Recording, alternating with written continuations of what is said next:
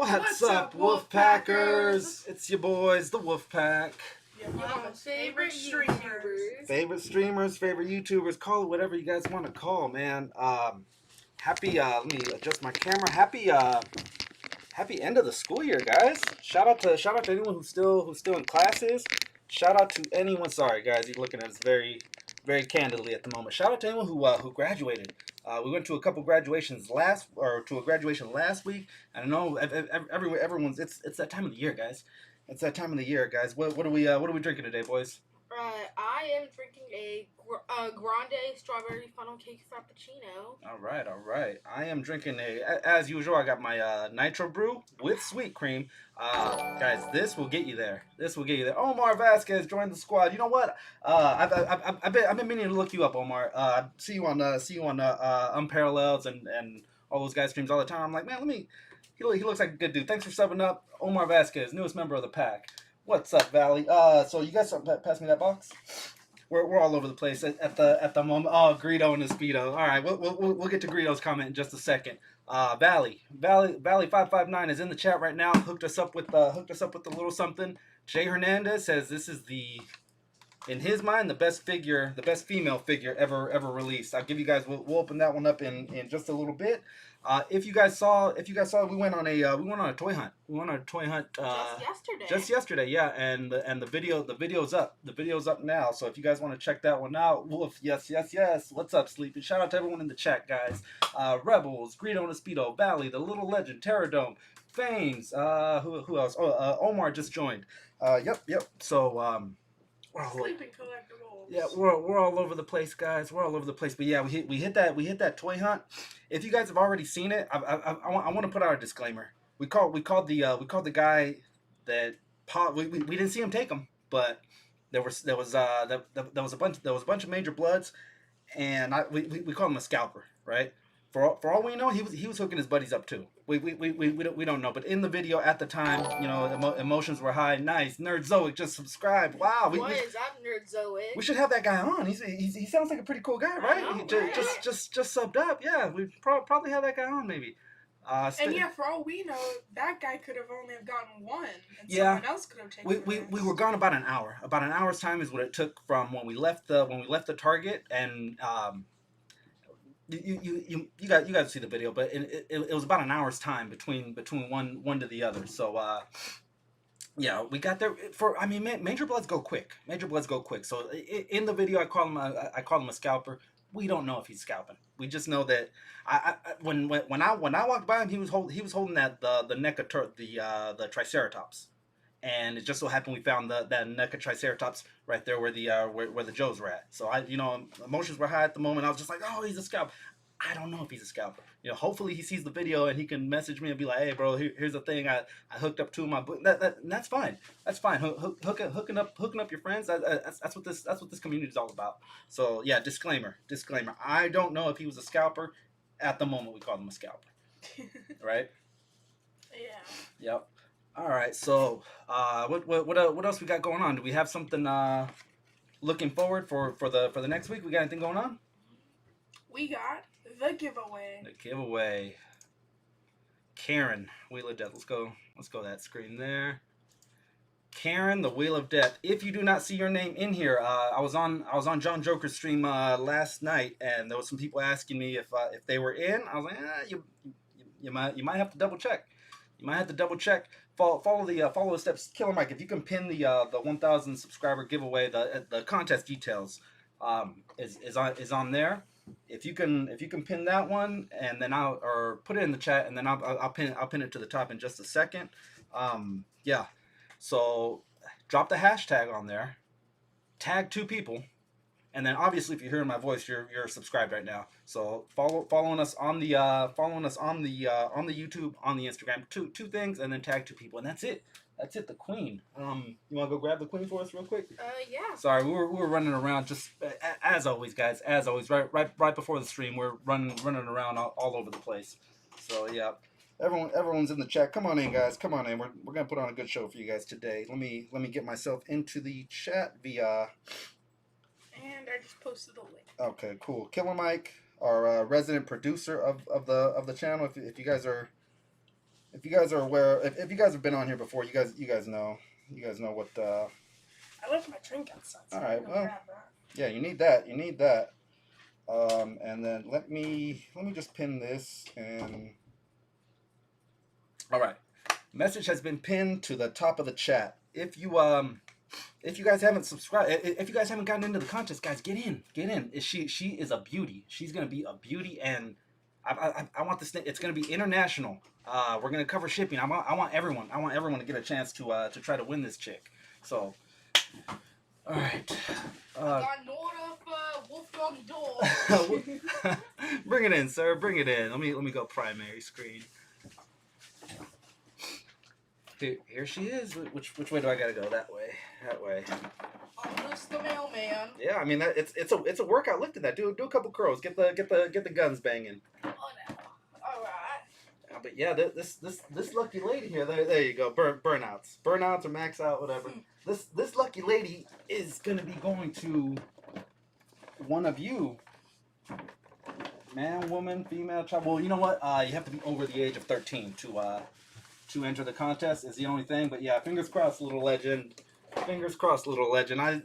I know your real age, but fingers crossed. Fingers crossed.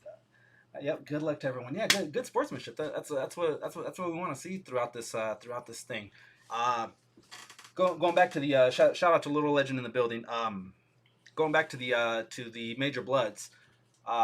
We were able to secure 2 of them, so Little Legend is gonna get hooked up with one of those, and then our good friend from Miami, Millie Cologne. I'm not sure if she's in the chat yet. She's gonna get one of those. So yeah, I was able to hook up two people, and then the other guy got us for the other ones, but it is what it is. Like I said, I don't know that he's a scalper. He could have just been hooking up his own buddies too. He could have just grabbed one. Yeah. I mean, major bloods go quick. Major bloods go quick. We got there right at the exact perfect time because the case was out there. The only thing gone was the shipper. So, yep. Sleeping says, just had to get myself not giveaway. Also, that funnel cake frap is a heater. I love it. Yeah, it's really good. Yeah, man. Hey, real quick, if we could put down your caffeinated drink of choice, whether it's a Bang, but I'm a Bang guy. But if you're a Red Bull, if you're a Monster, if you're a Starbucks enthusiast, I mean these go. You only need about a half of one of these, and you'll be to the moon. Cheers to you guys. Cheers to everybody in YouTube land. Greedo and Speedo. The other day we were doing we actually played a drinking game on the live on stream, man. I'm not can't do that on a daily basis. But yeah, every time someone puts one of these on, we take a drink. That was a free one, guys. That was a free one. But yeah, throw up some drink emojis if you want to see the pack doing some of that silly stuff. But yeah, okay. Moving on, we've got the Karen. If you guys haven't signed up for Karen, she is a bleep. She will cut you down. She wants to see your manager. If your manager won't help her, she wants to see the regional manager. You know how it is with Karen. But yeah. So what else we got? There was tons of reveals this week. We'll get to that stuff in a bit. I want to get our first guest in here. Get to talking to him. And yeah, again, also too, for everyone on rewatch, if you guys see this right here, I'm trying to make the stream a lot more rewatch friendly. So if you're like me, I watch a lot of stuff when I'm laying in bed, and it'll live streams or other people's reviews. So I may not be able to comment on, but I'm definitely watching you guys. I'm definitely watching all my friends and stuff like that. But yeah, so we added this so that you guys can kind of feel, if you're watching on the replay, you can kind of vibe with us and stuff like that. Let me close this out. Karen, we will see you. We'll see you a little bit. We'll see you next week. Well, no, I won't close her out completely, but let me close that out. Entertain our friends while I try to get our next guest in here. Darth Premise says, "Good to see another Bay Area collector." Hey, thank you. Yeah, and just messaged me on the gram too. So I am aware of it, but we're running around all over the place right now. So I will get to those. I will get to those. Need some IT help. I might have it. This is our IT guy. This is our IT guy. If you didn't know. Okay, so if you couldn't catch on to that. New meeting. Yep. Okay. Invite. So I've said it a bunch of times on here, but up until at 2021, I had done one Zoom meeting. I'd only done one Zoom meeting. It was a doctor's appointment. So now I'm calling people and we're messaging, video chatting, and all that stuff. So I'm a regular hacker now. Yeah, hacker. All right. Hacker, not even tech guy. Hacker. Yeah. Right. All right. Zoom meeting sent. Let me make sure this is up.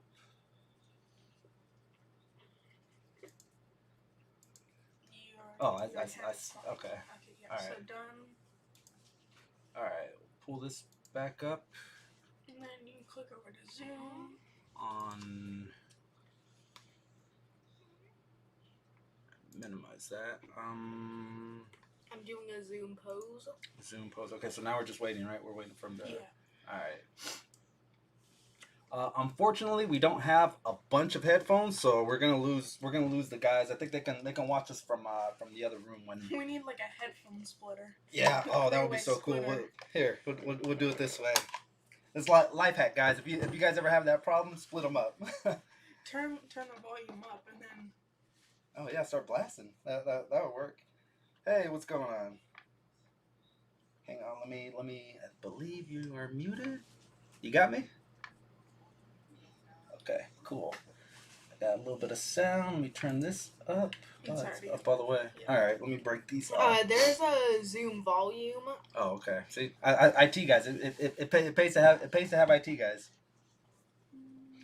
I'll let you guys take care of it. Let me get some round of applauses.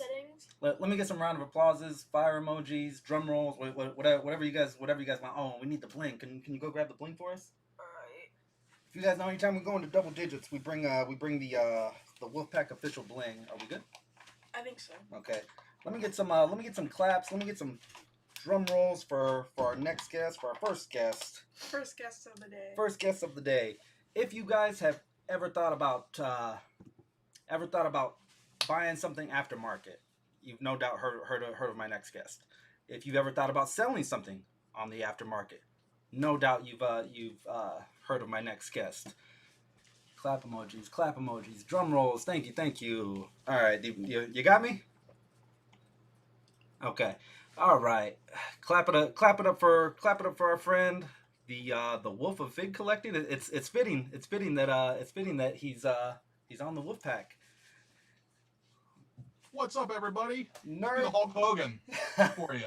There you go, Nerdzoic, big nerdy himself. Welcome. What is going on? Hey man, Saturday. We're just trying to get it. Dude, we had 20 people in the chat. Dang. 21. Hey.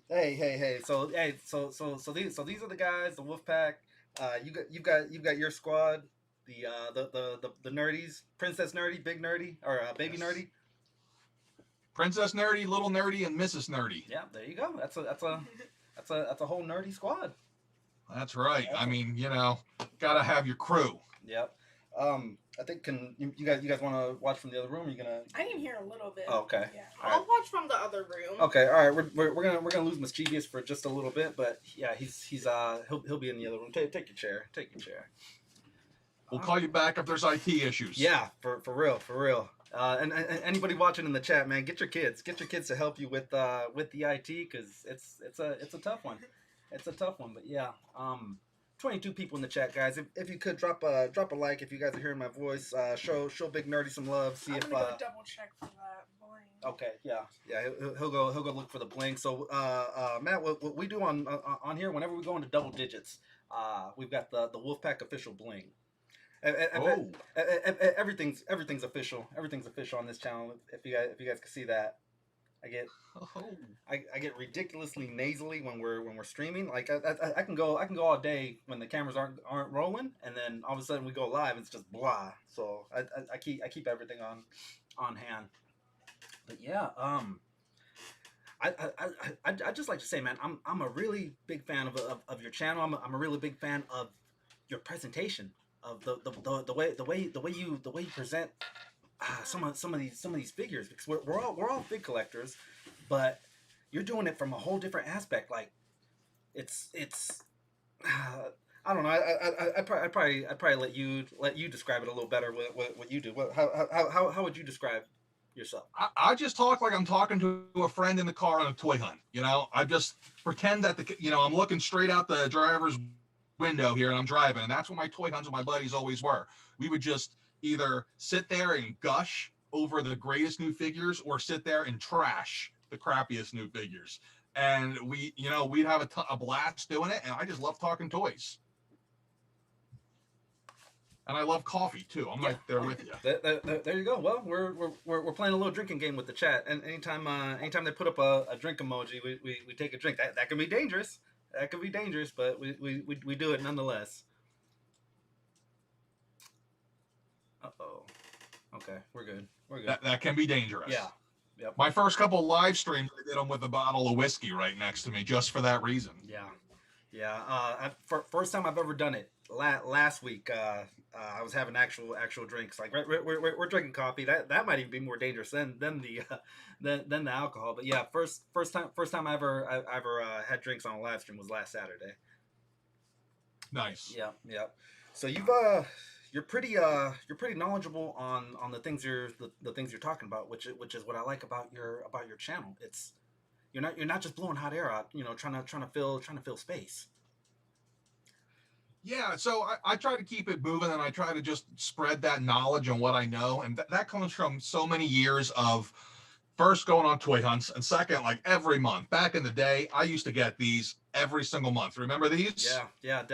If you're a certain age, you remember. If you were born before the internet, let's say, you remember those the Wizard magazines, the Beckett's. If you collected cards. Yeah, there were so many different ones, and I was such a magazine junkie that I wish I saved them all, and I didn't. I actually just started buying old back issues just because I miss them. And I would sit there every month, and I'd pull open the little price guide, and I was so amused every month at seeing like, oh, wow, that jumped $1. I wonder what happened. And, truth of the matter is back then they were just pulling the prices out of their butt. Like, they're just like, yeah, make that go up $1. But yeah, I mean, between that, the toy runs, every day I'm on the toy news websites, and I always said, it'd be so cool to run one of those toy news websites, but I just never had the time or inclination to do it. So I wanted to do my own thing, something where I could do it, where it would be, I could celebrate the toys like the different toy news people do. And that's where Nerdzoic came from. It actually was going to be a little bit of everything, a little bit of games, a little bit of comics, but I just stuck to, I've been out toys for a while, but I'll continue to do more and more. Yeah, I mean, everyone kind of when they start out, they kind of got to find their niche. We're no different. I think we started off doing travel, how to hacks type stuff, and then we kind of just found our way into this. We've been incorporating the video games a little bit, little by little. We're doing streaming video games and stuff like that. Yeah, man. I mean, it's crazy because we've got very similar interests. But we're a whole coast away, right? Left coast, right coast, and I stress it on this channel. I mean, I've got friends in the UK that follow the same thing. I've got some friends out in South America. It's like it's not that small pocket like comic book guy anymore. That whole stigma, right? The weirdest episode ever. It's big. It's worldwide now. It's worldwide. It's crazy, and it makes me wonder if it was always worldwide and we just didn't know each other because there wasn't the internet. But between the fact that it's kind of gone mainstream, what I blame it on is I blame it and give credit to the Major Wrestling Figure Podcast. Okay. So those two wrestlers who collect wrestling toys, I don't know how much you know about them, but they basically said, oh no, it's cool to collect toys. And it's like a couple of jocks. And they're going in and they're filming themselves talking to like Hulk Hogan and stuff about the toys they have of him. And I think that for a lot of people who were closet toy fans and who were afraid to come out, I think they brought them all out and made them help them like wear that proud, seeing a couple of professionals do it. Yeah, no, definitely. Anytime you see someone do it they're doing it, so that's fine. That it's not that bad anymore. So yeah. Yeah, definitely gets us out of that rock, out of the shadow of it's a very, very small niche. Yeah, it is. It really is, and even still, like, it's not gigantic huge. Like I think you can look at YouTube and get an idea how big it is. You look at the views, the biggest the channels are getting, the Shartimus Primes, and that will tell you how many people collect toys. You know, look at the couple of biggest channels, add them together. That's probably your answer, or very close to it. But it's not huge. Like, you know, you look at YouTube as a whole, you're going to find channels about knitting that have more interest than toys. Yeah, yeah, it's crazy. But, you know, we're passionate though. We're an interesting bunch of people. Yeah, well, I mean, like, yeah, I talked to other people who are trying to get their channel to grow as well, and I tell them, I was like, well, we're almost handcuffing ourselves. We are though, because how many people actually admit that they have, you know, a room full of this stuff, as opposed to how many people are gearheads, you know, are into sports, are into, you know, other things. It's hard. It really is. And from a YouTuber standpoint, it's almost like, do you really want to back yourself into too much of a corner? But the way I think about it is, you're not really backing yourself in as long as you are giving out a variety. Because I think the thing is, like, it's not about the niche, it's about the target person. So we're our target person. Think about our interests. We like comics, we like, you know, we watch wrestling, Star Wars, you know, toys. It really comes down to the properties. So as long as you know what you're talking about, like, you aren't going to see me ever come on here and give a news video about what's going on in Marvel behind the scenes, because I don't know. Now, I might find some sources and decide to do it, but like, I'm going to stick to the toys because that's what I know. But I'll do some comics in there because I understand the market really well. That's why I threw some comic value stuff in there. But generally, you know, stick to that. Like, you'll never hear me do like a history of Spider-Man, because Lord knows I get destroyed in my comments for my mistakes. Yeah, and I make them often. Yeah, well, I mean, we're human. That's the that's the beauty of it, right? Yeah, I have not read every comic ever written. Yeah, yeah. And then yeah, I mean, Redcons come in and just, oh, whatever you thought, forget about it, you know. So one of the ones that one of the Redcons that sticks out to me most is the Spider-Man one last day with Mephisto. Okay, yeah, yeah. So I was like, oh, all these years, and now it's we're back at square one. So it's yeah. Yeah, I got rid of the DC after they retconned themselves too many times. I couldn't deal with it anymore. Yeah, new 52 and all that stuff. Yeah, I was heavy on New 52. Then they were like, we're done with this. Now we're back. Oh no, it's Dr. Manhattan's fault. And then I'm just like, wait, what? Yeah, definitely. And I mean, you kind of have to look at it from a sense, like, think of like soap operas. They have to put product out on a daily, weekly basis. So, you know, you do get yourself caught up in your own net, your own net that you wove. So yeah.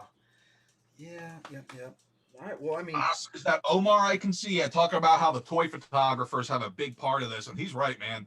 Those toy photographers and the quality they put up is insane. I don't have those skills, that's for sure, but those guys make some beautiful art out of the toys that just unmatched. Definitely. I like to say you're telling stories through photos, because they do. You're telling a whole story from that one still image. So it's beautiful. And I mean, there's many different levels of ACBA, whether you're outside, inside, whether you use props, whether you're just in your kitchen. It's, you know, many levels of ACBA. I'm a big fan of seeing those. Let's get off subject from Marvel and DC for a little bit. Mythic Legions. Yeah.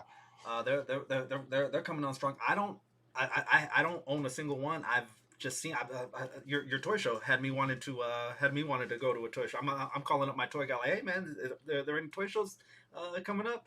But what do you know about Mythic Legions? All right, so I got some cool stuff to tell you.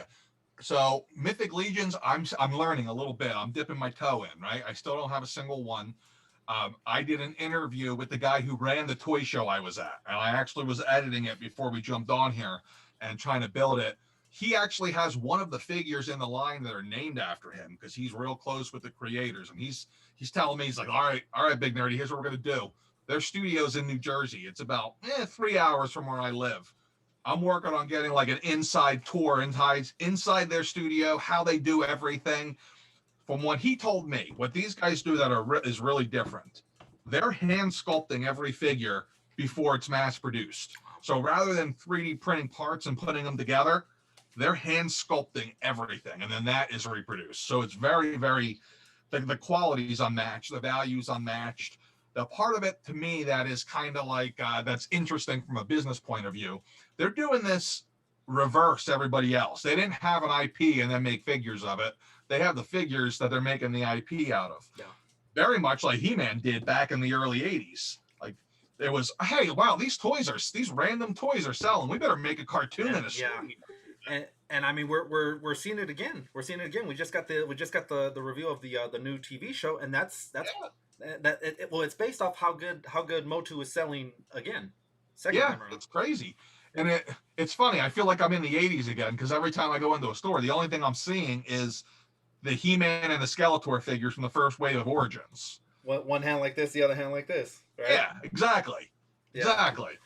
And, we are truly like the golden age of toys right now, as far as just quality goes. And I know a lot of people are upset about pricing and where it's going. And, it's not going to get any better. It's going to get worse, in fact.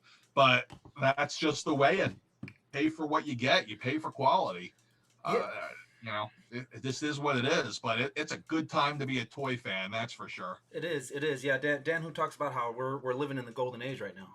Living in the golden age of toy collecting, where at a base point of $20, you can get some really good figures. Now, if you're willing to spend a little more, spend that $10 more, $20 more. There's a lot of good figures out there. There's a lot of bad, but there's a lot of very good figures out at the $20 price point.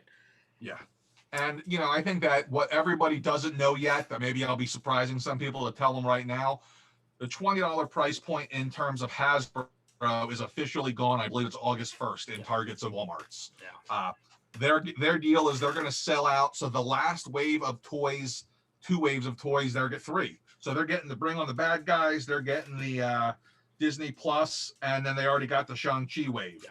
Those are all going to be at 20. Once we're past that, they move their price up. Yeah. I think they're going to 23. At least that's what I hear. Usually Hasbro Pulse is a pretty good representation of what the minimum price is going to be. They're going to be prices going up. It just is what it is. I mean, you're my age. You remember back when we could pick up 3 3/4 figures for $4.99. Man, that was before. That's after Y2K even. Yes. Yeah. Not that long ago. Yeah, I mean, that's back JJ Newberry's era. If anyone out there still remembers JJ Newberry's. Not on this coast. Oh, okay. Yeah, well, yeah, that's another thing. Yeah, certain coasts. I mean, you're on the video that we uploaded yesterday. We celebrated the hunt with In-N-Out. You guys don't have In-N-Out burgers, right? But I have never. That's one of as a restaurant guy, that is a big regret that I've never been to an In-N-Out burger. I swear, like my first time out, I've never been further west than Indianapolis. Oh wow. Okay. I've never needed to. And that's honestly the only time I travel that far west is for cons. Yeah. So maybe next year, San Diego, I'll get out there for that. That's thought about going out there this fall for a YouTube convention, but we'll see. Yeah. Possibly. Yeah, that's kind of that's on everyone's radar. Yeah, for sure. 2021 is not going to happen. 2022, well, probably. So a lot of people, if you haven't if you've never been to Comic-Con, that's the one that they're going to be eyeballing, just because we've been cooped for so long. Yeah. And honestly, I don't particularly love the big cons. I love these smaller cons where you get the vendors, you don't have to pay much to get in, so their prices all reflect that. Like that con I was at last week, man. Whew, those guys are not paying that much to get in the door, so there's some really nice prices to be had in there. That's the shows I really like going to, where I can actually walk out and not feel like I just paid for a vacation. Yeah.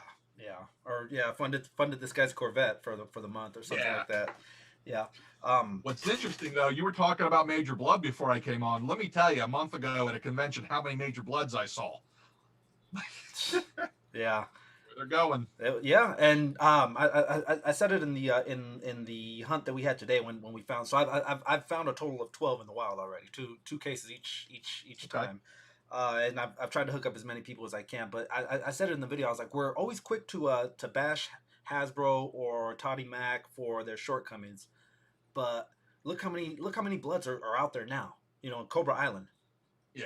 You know, Well, I have a very complicated opinion on scalpering. So, personal opinion, I don't like it, but I don't really have that much. I have a video coming out about it later this week or next week, I guess it would be. We've gotten to a world where I can log into Facebook and people are calling literally everybody a scalper. Like, it's insane. It's like, that guy bought two. He's a scalper. I feel like I'm watching the old Schwarzenegger movie, Jingle All the Way. He got two. It's getting out of hand. Like, we're calling out scalper, and like, you're gonna get interrogated at the register. Who's that one for? Yeah.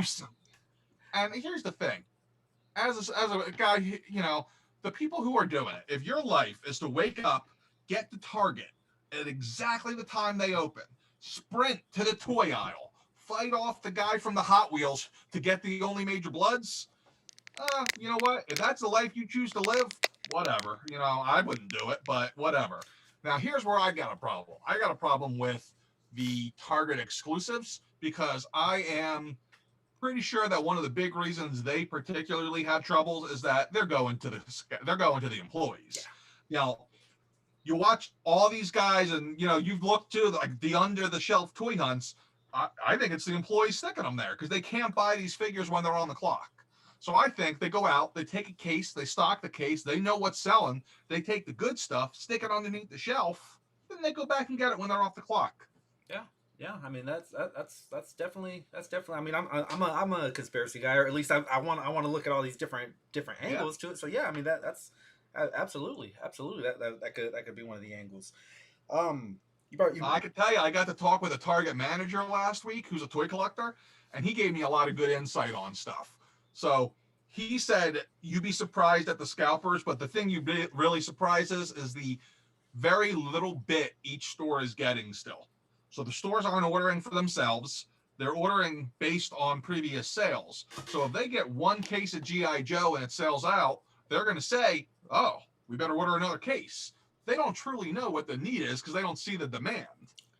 Yep. And so, you know, I used to run a bakery, and I wouldn't know how many pecan rolls I'm going to sell. If I sell 6 a day and I sell out, I'm not going to know what my true need is unless I like make 30 of them to see exactly how many are left before you can determine it. So, but from a business standpoint, I get it on Hasbro's end because they can't flood the market. You know, if they flood the market, we're going to be in a situation where you got like I was actually nervous with The Last Jedi when we saw those Black Series figures that they couldn't sell as doorstops for $5. You know, like that made me nervous because I'm like, oh man, this is like I get kind of nervous now seeing the Jar Jar Binks going on super clearance. I didn't think that was a great price, but seeing him getting clearanced out and sitting the way he is, it's not good for the hobby. It's not good for those of us who want to see more cool, great stuff. So they need to balance production or else the hobby doesn't get to like we talked about us being in the golden age of toys. We wouldn't be here if it wasn't for the success of the hobby, if it wasn't for the success of these manufacturers. So we got to count on them. That said, they also are going to take advantage of us, so we got to call them out when they do it. Yeah, definitely. The Bucky Cap mold is one of the ones that that stands out to me. The Bucky Cap mold and the generic weapons that come with the Bucky Cap mold, but at least Hasbro is giving you weapons. DC is pulling all their weapons. So yeah, you know you have to go see Bobby Vala and get them customized Action Force stuff like that. You know. When did that happen? Because the last pack of DC I bought, they like the Joker had his gun with him. Yeah, I saw that video when you were checking that he had that Joker actually made my top 10 for this year. I really like the articulation on that one. I know you know you say Toddy Mac, people head for the hills. That particular one I did really like. That was back in the day though. He's gotten a lot better. Back in the day they were statues with arms. Yeah. Now they're pretty darn good. Yeah, definitely better. Yeah. So the whole no gun thing, I'm not sure when it's supposed to come into play because we just got that the Batman Unmasked, which is the Flashpoint Batman, and he comes with 2 Desert Eagles. So that's a shame that we're getting to that point because that's not good for then you're going to get the heat on people like Hasbro, and you take away guns. See ya, G.I. Joe. Yeah. Your line is dead. Yeah, really, and you got to go see the all the. The other companies, like I said, Action Force is actually kind of cleaning up since Hasbro kind of stumbled with the Cobra Island. that opened the door for Action Force. Bobby Vala is I think they're going to start dropping in July. If anybody in the chats picked up anything from Action Force, let us know. But I could have sworn that the pre-orders are going to start shipping in July. So. I don't know much about them. I'm writing it down because I got to find out now because I know very little about them. Okay. Yeah. Action Force. Action Force. Yeah, they're on the Infinity Equation. I haven't seen Dante in here, but he's on the Infinity Equation, and he brings on Bobby Vala, who makes him. He actually secured the rights to Sergeant Slaughter.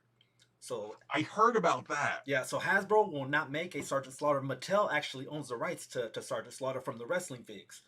So, okay. So that somehow it works out to where Bobby Vala is making the Sergeant Slaughter, and he comes jacketed, and he's wearing a tank top underneath. Which I'm glad we're getting a figure of Sergeant Slaughter, but I would have wanted the tank top. Tank top, flexing the muscles, similar to the was it 1987 cartoon, the movie at least. So what scale are the Action Force? Do you know? Are they 3 3/4? No, or are they 6 inch? 6 inch. Okay. That's my jam. I like everything in that 6-inch scale. Yeah, me too. I mean, when I was a kid, I used to. I was 3 3/4 for the Joes, and then Ninja Turtles kind of came in. They didn't scale well, but I still collected the Ninja Turtles, and then I was already a little too old for Power Rangers, but I did enjoy the first and second season. You must be exactly what year are you born? 82. All right, you're a year older than me. I'm 83. Okay. And it's the same exact story. Like, I really enjoyed those first 2 seasons of Power Rangers, but I was kind of sneaking. I'm just like, I'm not watching this. Yeah, yes. Absolutely. I was in junior high, and I'd catch the bus home because the Power Rangers came on at 4:00. If I don't make it home by 4:00, I'm missing it. We couldn't stream back then. You couldn't, Nothing was. I was all in on the Green Ranger saga. I'm like, man, this is some good storytelling right here. Yeah, definitely. And as a matter of fact, the Green Ranger Tommy is the only Lightning collection that I have. Just because I saw it, I'm like, oh, I got to get it. He's got the alternate sword from when he was bad. So yeah, I can't do any other lines anymore because I start. It's like oh well, I just did one. Now I got to buy them all. It's, Yeah. I try to be real careful, real careful. Yeah. And then we're getting these reveals. If you saw the one from yesterday, we're getting Kimberly. Some people are saying that they should have touched the face up a little better, but that's one of those ones. As one of my first junior high school crushes, might have to pick that one up. Yeah, definitely. There's that meme, right? The every boy's first crush. Yeah. So for me, I'm true, but there was a certain a Winnie Cooper that was she was pretty big. Samantha Maselli, that was another one. One. Topanga on Boy Meets World. Yeah. Yep. Oh yeah. Yeah. And then I got into teenage years when we got like Sunny and Sable, and I was gone from there. Yeah. Oh my God, Sable! I still remember when she did the magazine with the bunny ears, the hands. Yeah. The handprints. The bikini match. Yes. The bikini match. Yeah, that was so good. And I remember we had a scramble box at the time where you pay somebody $50-$60 and you got all the pay-per-view matches, because that was the bikini match was a pay-per-view. It was Sable versus Jackie, right? Yes. Yeah. I remember I had a buddy who would get him at the time. His dad was into it, so he bought every one. So I got to see him because my other neighbor had a box, but he was like super like, I only want to watch boxing. I'm like, oh, you suck. Yeah. So I'd sit there on the scramble pay-per-view feeds in junior high where you couldn't see anything, and I just listened for the time. I couldn't help myself. You know what? I mean, that was early podcast. We were podcasting. We didn't even know it. Yeah. I'll tell you, the first time I found podcasts, I was just like, you talk about how we all connected. First podcast I found was the Force Cast, probably in like 2005, 2004. And I'm just like, oh my God, we're connected now. This is great. Yeah. My wife brought up, don't forget Kelly Kapowski and Kelly Bundy. Oh, yeah. Yeah. Kelly Bundy was a little bit before my time. So I was still like, I would have said like, I'm still in cartoons at that point. So I would have said like Tila, April O'Neil. Yeah, Lady J. Lady J had a little bit of swag to her. No doubt about it. And I was only a minor G.I. Joe kid.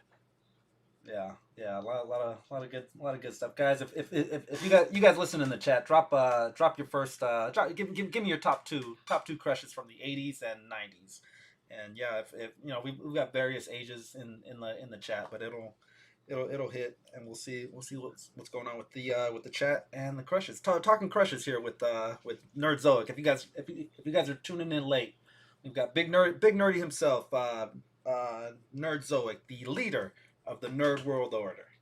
That's right. I try to be a good leader. That's Yeah, right. There you go. There you go. I mean, lead by example, and you're setting a great example, man. Let me see. I put up a bunch of goodies here, just to bring out and somewhat if it. Let's test Big Nerdy's knowledge really quick, just on one figure. If you could tell me what it is going for at secondary markets. Now these were all at cost. We got them originally at $19.99. I'll just pull out a random. Is that the first Django? Last I checked, he wasn't too bad because before his re-release he was going up there at 45. Now I'm thinking he's right around 35-ish. Okay. I'm gonna check myself. He's gonna be right at 25. Okay, so not too far off of cost. Let me take the ones that are. All right, so Battle Droid, you ready? We'll see how close I was. He's 22 on average. Nice. Oh, that's nothing then. I can open them up. I've been like, oh, do I want? Because now these red labels are kind of the classics now with the new. What did I say for Django? I think you said something like 40, 41. All right.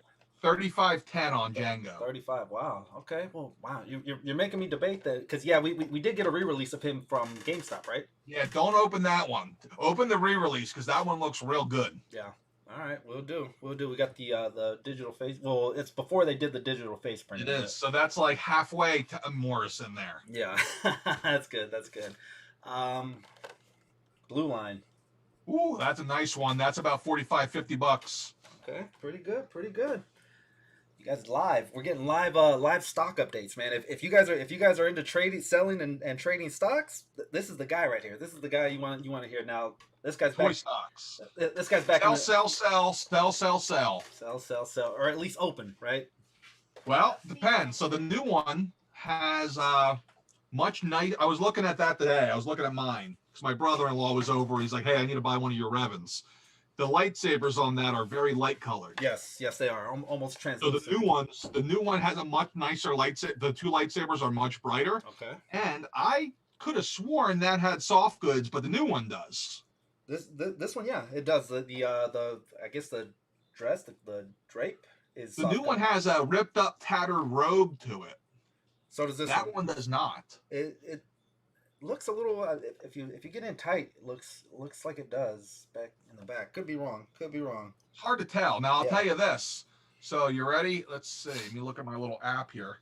He is going for, as of a week ago, $70. That's going to drop probably to about 40 or 50. He'll be like the Anakin Return of the Sith. Whenever he get Revenge of the Sith, whenever he gets his archive, he's going to go down some. But he'll stay popular because he was a tough one to find at retail. Yeah, he was. Now for most of the people, we'll do one more. Oh, most underrated Black Series figure of all time. About 35. 35. Okay. So I'm gonna break some people's hearts right now when I say this. 37. I was close. Okay. I got these four that we just showed you guys. The Jaina, sorry. Django, Prototype, and Revan. I met up with the guy in Mercari. $70 for the whole lot. Ooh, you made out. $70 for this whole lot. So again, we always talk about all the bad, right? All the bad with the scalpers and the bad. There's also good stories that come out of Mercari, that come out of eBay. That he and I asked him what's the deal? What's the deal? Why are you getting rid of them? He's like, I'm just over it. I'm done. I'm done with them. So you can get some finds out there, get some steals. Just like we're getting the toy cons opening up again now. A year ago at this time, the only way we can interact with someone was through eBay. So now you can haggle just a little bit. You can get the price drop down on some of these figs if you're buying them in bulk. You want to know the trick to the toy cons on how to find the best deals before they sell out? All right, Go into a line you want. So say you're looking at the Black Series. Say you want some Red Box. Hang on 1 second, Matt. Hang Go on one for it. second. All right. This man is spitting out knowledge, guys. If you guys are listening to my voice right now, leave some fire emojis. Leave some fire emojis right now, and let's get big nerdy, or let's hear his intro. Did I lose audio? Check. I'm here. Okay. Good. All right. Yeah. Gotcha. Test. All right, cool. All right, so here's what you do. You go in. Say you're hunting Black Series. Think of 3 figures that, whether you're looking for them or not, that are super popular. All right, so Django's a good one. You can go with the Boba Fett if you're hunting Orange line. Before you go, memorize their asking price for 3 figures. Go on to Action Figure 411. They aggregate your eBay listings and they aggregate sales. So now you know what the market value is online. So as you're going from booth to booth, just look for those 3 figures.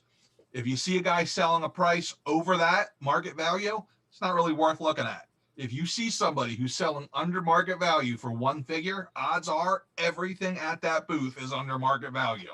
Now's the time to go in, whether it's Star Wars, G.I. Joe, Marvel Legends, DC, go to town. That guy's ready to make some deals. Yeah, definitely. That's awesome intel. Awesome intel. Yeah, if he's letting one go for a little less, he's letting it all go. Yeah, every kind of man, I make almost all of my deals with 1 to 2 dealers total, because that's it. Like I'll find my 1 or 2 guys and I make all my purchases, and then maybe I'll see if I can talk someone else down on something. But I spend all my money right at the beginning now. At least I try to, because I have lost out so many times with hesitancy. Nice. What about buying them in bulk from somebody? Is that Buying them in bulk is tough because most of the people who want to sell in bulk think they have a king's ransom on their hands most of the time. You know, my favorite example of that is the old 95 Power of the Force orange cards. They're worth $6 or $7 a piece. Most people try to sell you 5 of them at 20 a piece and act like they're doing you a favor. You're not making any value on that at all. If you want to buy lots, the best thing you can do is, as old school as this sounds, Craigslist. Because the people posted on Craigslist are not Facebook Marketplace, are the people who know what it's worth for the most part. Yeah. I've never gotten a good deal on Marketplace. Craigslist, though, different story. Not as many tech savvy as. Exactly. Yeah. Okay. They don't necessarily know what they have. Flea markets can be really good if you find somebody who's just selling a bunch of stuff and they're not specifically toy people, but that's your number 1 spots to go. Now, keep an eye on discount stores that buy up old stock. So out here on the East Coast, we have Ollie's Bargain Basement. I love Ollie's. I watch other people's stores, especially on the East Coast, Florida, New York, and all that. I'm like, God, we need an Ollie's here. We need an Ollie's and Book of a Million. Yeah. We don't have. Yeah, when they do their clearances, that's what happens. Now, the other piece of it is like places like TJ Maxx, Marshalls. They don't have any rules as to what they buy. If they can get a load of stock cheap and it's something they think they can move, they'll do it. So diversify your toy hunts. If you're tired of going into the same empty Target every day, hit up some different things. You'd be surprised. And I think a lot of people have given up on the under the shelf hunts. So the under the shelf hunting that's going on, that has helped fix the scalper situation more than anything else. Because after talking to some Target managers, what the scalpers do, what their plan is, they hide the toys in the store, not because they can't afford them. What they do is they hide the toys to artificially manipulate the market. Then they go back and wait for them to go on clearance, because the stores automatically have systems in place to discount figures that don't move. So if a SKU of G.I. Joe figures isn't selling, they're going to automatically send them on discount. Yeah. So they'll go back a month later, take one to the self scanner, scan it, and say, nope, still $20, back to the hiding spot. That's why you can find things that are years old sometimes. Yeah. I mean, Rocco kind of set the template on that one. And he's pissing off scalpers worldwide with that one. Yeah, definitely. And me myself, I take pride in flipping a panel and finding someone's good. I did a video where I found over $500 worth of merch from DC, Marvel, Lego. Lego turns a profit every quarter. Lego, Yeah. we think Hasbro is making money hand over fist. Lego turns a profit every quarter. There's not one quarter that where they did that bad. Maybe at the beginning of COVID, maybe, but even then people were buying stuff in bulk because you need stuff to do while you're at home. You know. Lego, unopened Legos appreciate faster than and more consistently over the last 30 years than the S&P 500. Like they're better than the stock market. It's absolutely insane. Yeah, crazy. Like honestly, I think that there's certain collectibles you can get in right now that are better investments than touching anything in the public sector. I wouldn't touch any of that stuff. Yeah. Yeah. You look at especially like graded comic books. If you want a safe investment, those things are the way to go because these characters aren't gonna just die off. Maybe the Punisher, but that's it. You know, they're icons now. That's the way to go. Yeah. It's sad what the image of the Punisher got used in a very negative way, and yeah, I don't know if he'll completely be gone, but the Punisher that I know, that you know and love, or yeah, there's probably gonna be changes. There's probably gonna be changes. Yeah, and I hate that because anyone who knows the Punisher, first of all, he is a psychopath. There's no doubt about it. But he's got a code, like, you know, and the people who appropriated his image. First of all, I don't think that you should end a 30 or 40-year-old franchise because somebody used their symbol. Yeah. Like that's bananas to me. Like that's stupid. Like you know, there's a level of because now you set a precedent. So if someone, you know, if a gang or something bad happens and everyone's wearing Star Wars shirts, are we gonna like be like, well, Star Wars can't have it anymore? Yeah, definitely. I bought a hat, just a cheap, inexpensive hat that I can wear to the gym, and you know, I don't care if it gets sweat stains.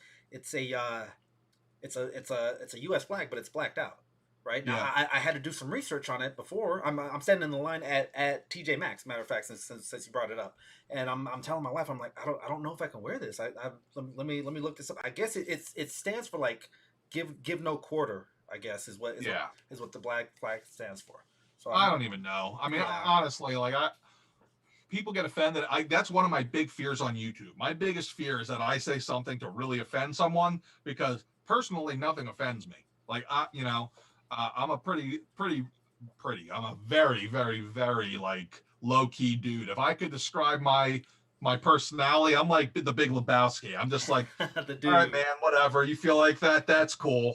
Like that's just your opinion, man. Yeah. So I hate it when people like get all offended by everything. Like, you know, I'm just like, whatever. But yeah, it's scary. Like you got to be careful with some of that stuff because you don't want to offend somebody, and just how it is now. Yeah, no, I mean, it's so hard to build up a subscriber count, and it can all be gone with just a few quick words, a few silly actions. Yep, it can. But then there's the other piece of it, and that's we're going in the weeds on YouTube stuff, but you need to have your people who don't like you. That's part of the way YouTube works. Yeah, definitely. Infamy is definitely something that can bump you up. I mean, I mean, we talk about that on these streams sometimes too. That one of these and one of these kind of equal the same thing, right? It does. So, and people. That's one of the reasons you'll never see me get rid of a negative comment because I don't need to manage them. I got the NWO behind me. They get down there and they let someone know what's up. Yeah, that's the point. That's what's up, man. Hats off to your crew taking care of you. Yeah, I mean, I see half of them in here. So. well, welcome.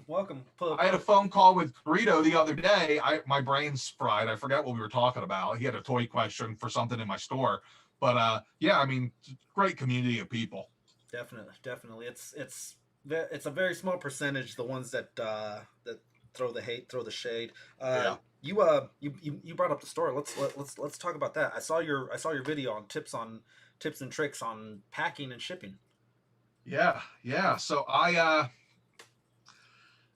around Christmas time, I was saying to myself, I love toys. I love all of this, and it seems like the more I share with people, the more people really just love, everyone's kind of forming together. And we talked a little bit about it earlier, being the golden age. I'm like, how can I make this a career? how can I really do? Because I'm not one to like, I don't have a Patreon. I don't do anything like that because frankly, I just don't feel cool doing it. It's not something I feel comfortable with. Definitely. Dollar here, dollar there, super chats. Yeah, that's great. I love that. Not gonna lie. But like, I wanted to have a business around it and I wanted to. So I talked to my wife thinking she'd tell me I was insane. And she said, no, you're right. Let's do this. I believe in you. I believe in your business knowledge, at least, to make this happen and make good choices. So in January, we made the decision. We opened wholesale accounts with a couple of different distributors. So we'll start with Marvel and Star Wars and we'll go from there. And so far, so good. I mean, there's definitely been some growing pains with tech issues that at first, especially. There's some major growing pains with that's right, Greedo. We talked about Captain Rex. What's going on there? And then I just pinned your video for the tips on shipping and receiving, guys. If you're buying off the secondary markets, those 5-star ratings, they're there for a reason. So follow some of these tips. Even if you're picking stuff back, if you're receiving stuff, make sure that it's coming to you in good quality. Yeah, and you know what? Like that's one of the things that drives me nuts is people get annoyed when they don't. Amazon does a bad job packaging or they don't know any better. They're not collectors. They don't get it. That's why you're paying $2 less for the figure plus free shipping. If you're if you're going to collect men on card, man, stay with one of the good, reputable toy people. I have my store. I love you to use me, but I could never say a negative thing about some of the good ones. Big Bad Toy Store, fantastic. I've never had a bad experience. Joel, forget his last name, owns the place. I've had a couple email conversations with him. Great guy. Dorkside Toys, owned by Eddie Campbell. I have had quite a few email conversations with him. Fantastic guy. Definitely can trust him. There was a bad one, which I won't say their names. I'm afraid of them suing me. They don't sell toys anymore. But that was one of the reasons I got into this. I looked at how they completely fell apart and screwed over a lot of people. And I said, there is not enough trustworthiness out there in the internet marketplace. And I had a little bit of a following and I said, okay, it's time to be the person that people can trust. So when you order from me, I can't change some things. If I get shorted a figure, all I can do is refund you and tell you I'm really sorry. But you'll never see me mess up packaging. And if you do, I'd fix it. I don't mess around. I try to put fail safes in place. Anybody who's ever ordered from me where a figure's delayed, which anyone who's been around this long enough knows that happens all the time. Figures are delayed all the time. You get a video message from me. I don't mess around. You don't get like an automated email. You get a personalized message saying, "Hey, brother, it's Matt," and I'll tell you. I'm like, "Hey, how you doing, Jimmy? I know your Captain Rex was supposed to be here, but guess what? It ain't. I don't have it. Yeah. But trust me, I got it. I got it from 2 different distributors. I feel pretty good that it's going to be here. I wouldn't worry, but I'll keep you updated. I didn't steal your money and go to the casino. Yeah. I think a lot of people are worried about that kind of stuff, and frankly, people in the chat know the story. The IE Toy Hunter got it. Yeah. But I'm not gonna. I feel like it's important that people have a face behind it, and that's why I like doing this. So, for me, it's nice because the thing that I don't like about it is the shipping prices are bizarre how expensive they are, and I have to pass them along, or else I'd be paying to do the job for you.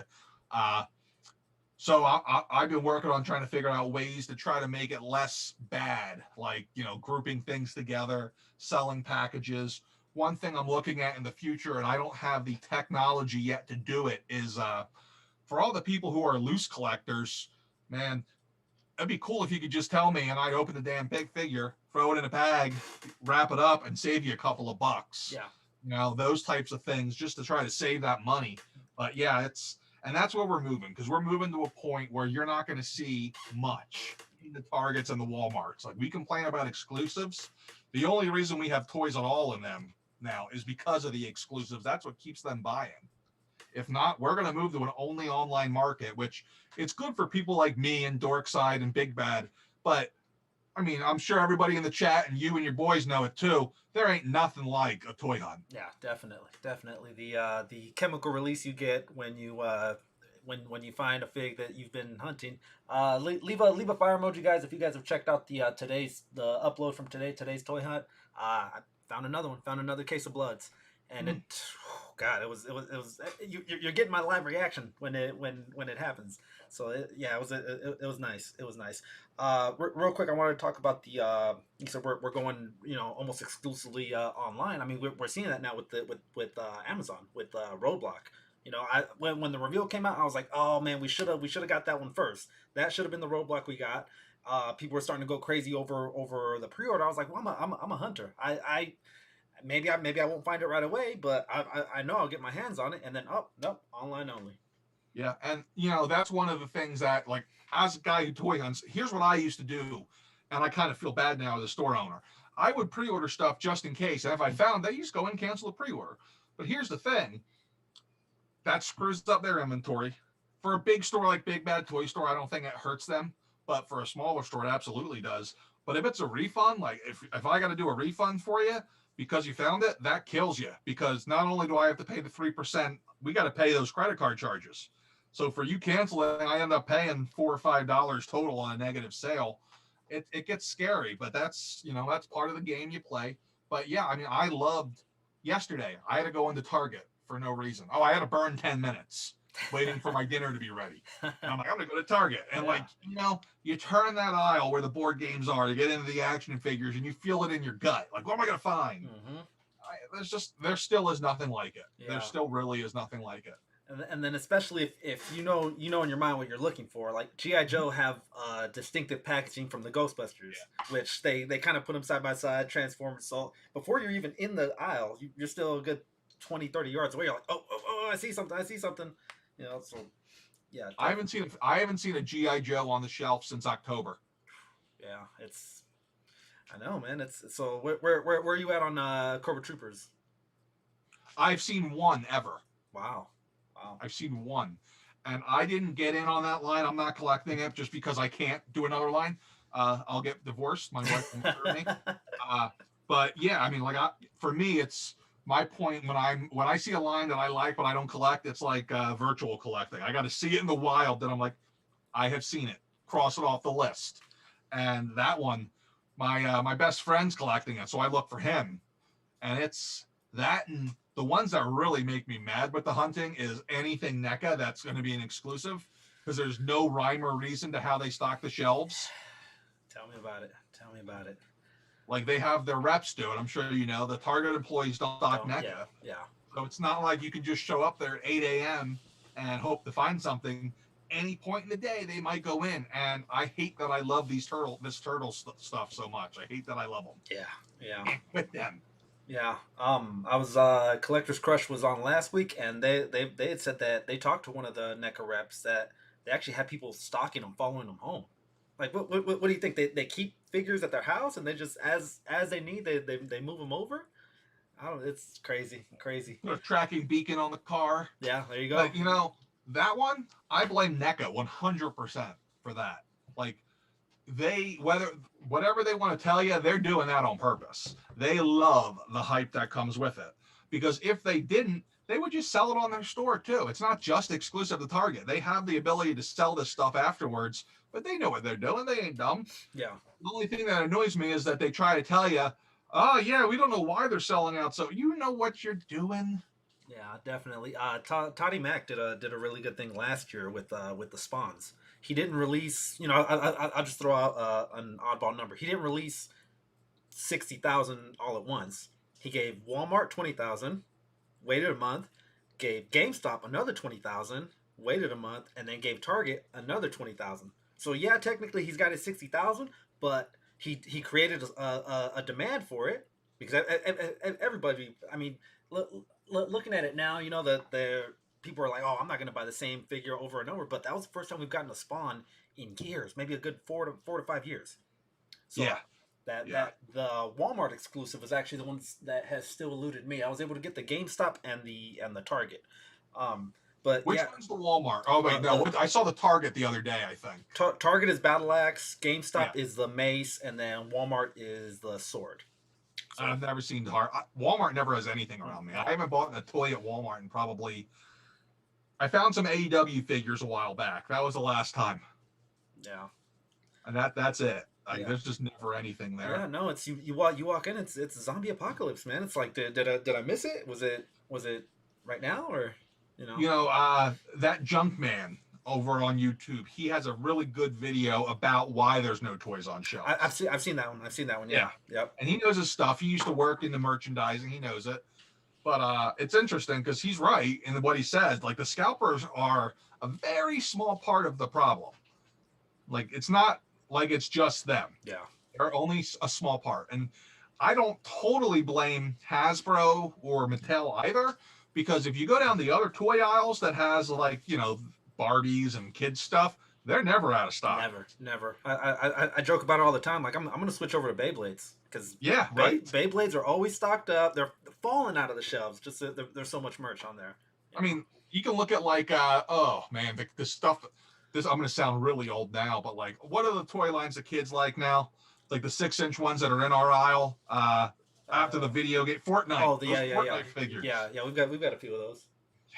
They look great. I don't know who anybody is. Yeah. But the Halo figures, they look great. Yeah. But they don't sit on the shelves. No, well, you know what? Not a lot of things sit on the shelves anymore, and not a lot of things are making it to those secondary the bargain retailers. Maybe like the trashiest line of 2019, the trashiest line of 2020 is making its way over there. But for the most, you used to be able to find stuff at like Five Below if you guys have one of those. Yep. Oh yeah. Yeah. The closest one to me is LA basically. And I made a video about going to Five Below, and people who know me personally, they're like, "You drove all the way down there to make a video?" I was like, "No, man, I was down there, but I'm gonna make $1 out of 15 cents. I'm gonna flip and try to do whatever I can to make content, basically." Yeah. Yeah. Yeah. I'll tell you what, I've seen some weird things. One thing, well, before I get to what I was gonna say, the amount of stuff that makes it to clearance now, I do wonder if it's better for us as collectors in the long run, because you gotta wonder how much of a loss did the toy companies take on that stuff. Yeah. And when they take a loss, is that going to lead to less production on the next round of toys? Probably, which leads to scalpers having more power over us than we want them to. And it just the trickle down toy economics. Yeah. It's a real thing, unfortunately. It is. Now, I want to tell you something that I did about 3 years ago. That was one of the weirdest and coolest experiences of my life. Okay. So my wife saw an ad. It said Hasbro warehouse sale. Wow. And I said, "What the hell is this?" She goes, "I don't know, but you should probably go check it out." So I went. It was employees from Hasbro. They had so much overstock that they had to do a blow it out in this random town near me, Carlisle, Pennsylvania, where they rented a very small auditorium and they did a blowout. And when I say a blowout, like the $50 2-pack Marvel Legends that they had years ago, the 10-year anniversary and stuff, Yeah. $10 a piece. They had hundreds of them. Wow. Tatooine Skiff, $10. I bought, and I wish I would have bought more, because like I bought a bunch of Marvel Legends stuff. I bought like the vintage Marvel Legend 6-inch they had years ago, $5 a piece. I got like the Punisher and somebody else, and I wish I would have bought more stuff. I honestly, like, you talk about scalpers. If you're buying it at a discount sale like that and reselling, I don't call that scalping. But I bought one of the employees sold me on it. He's like, "Trust me, bro, you want this." It was a Transformers toy, big box. I have no idea what it was, but he's like, and I'm looking at people, and there's dealers coming in buying carts of these. I'm like, all right, $20, I'll buy one. I threw it on eBay, $120. Yeah. Hey, you can't get mad at someone who knows the market. Yeah, I mean, I didn't even know. I just got lucky on that one. Like, Yeah. that's just. Yeah. And I have, like I said, I got mixed feelings on reselling. Like, I have the people who are like, "Oh, like if you resold that Django Fett tomorrow, someone would call you a scalper." And to me, that is not scalping. Everybody already had their chance to buy him. He's been out for 3 years. Well, I've been paying room and board for him, so Yeah, there you go. Well, I mean, like, look at it this way. Like, that's like going to a restaurant and saying, that burger I could make myself for $4 and you're charging $10. You're a scalper. You're scalping me. Like, come on.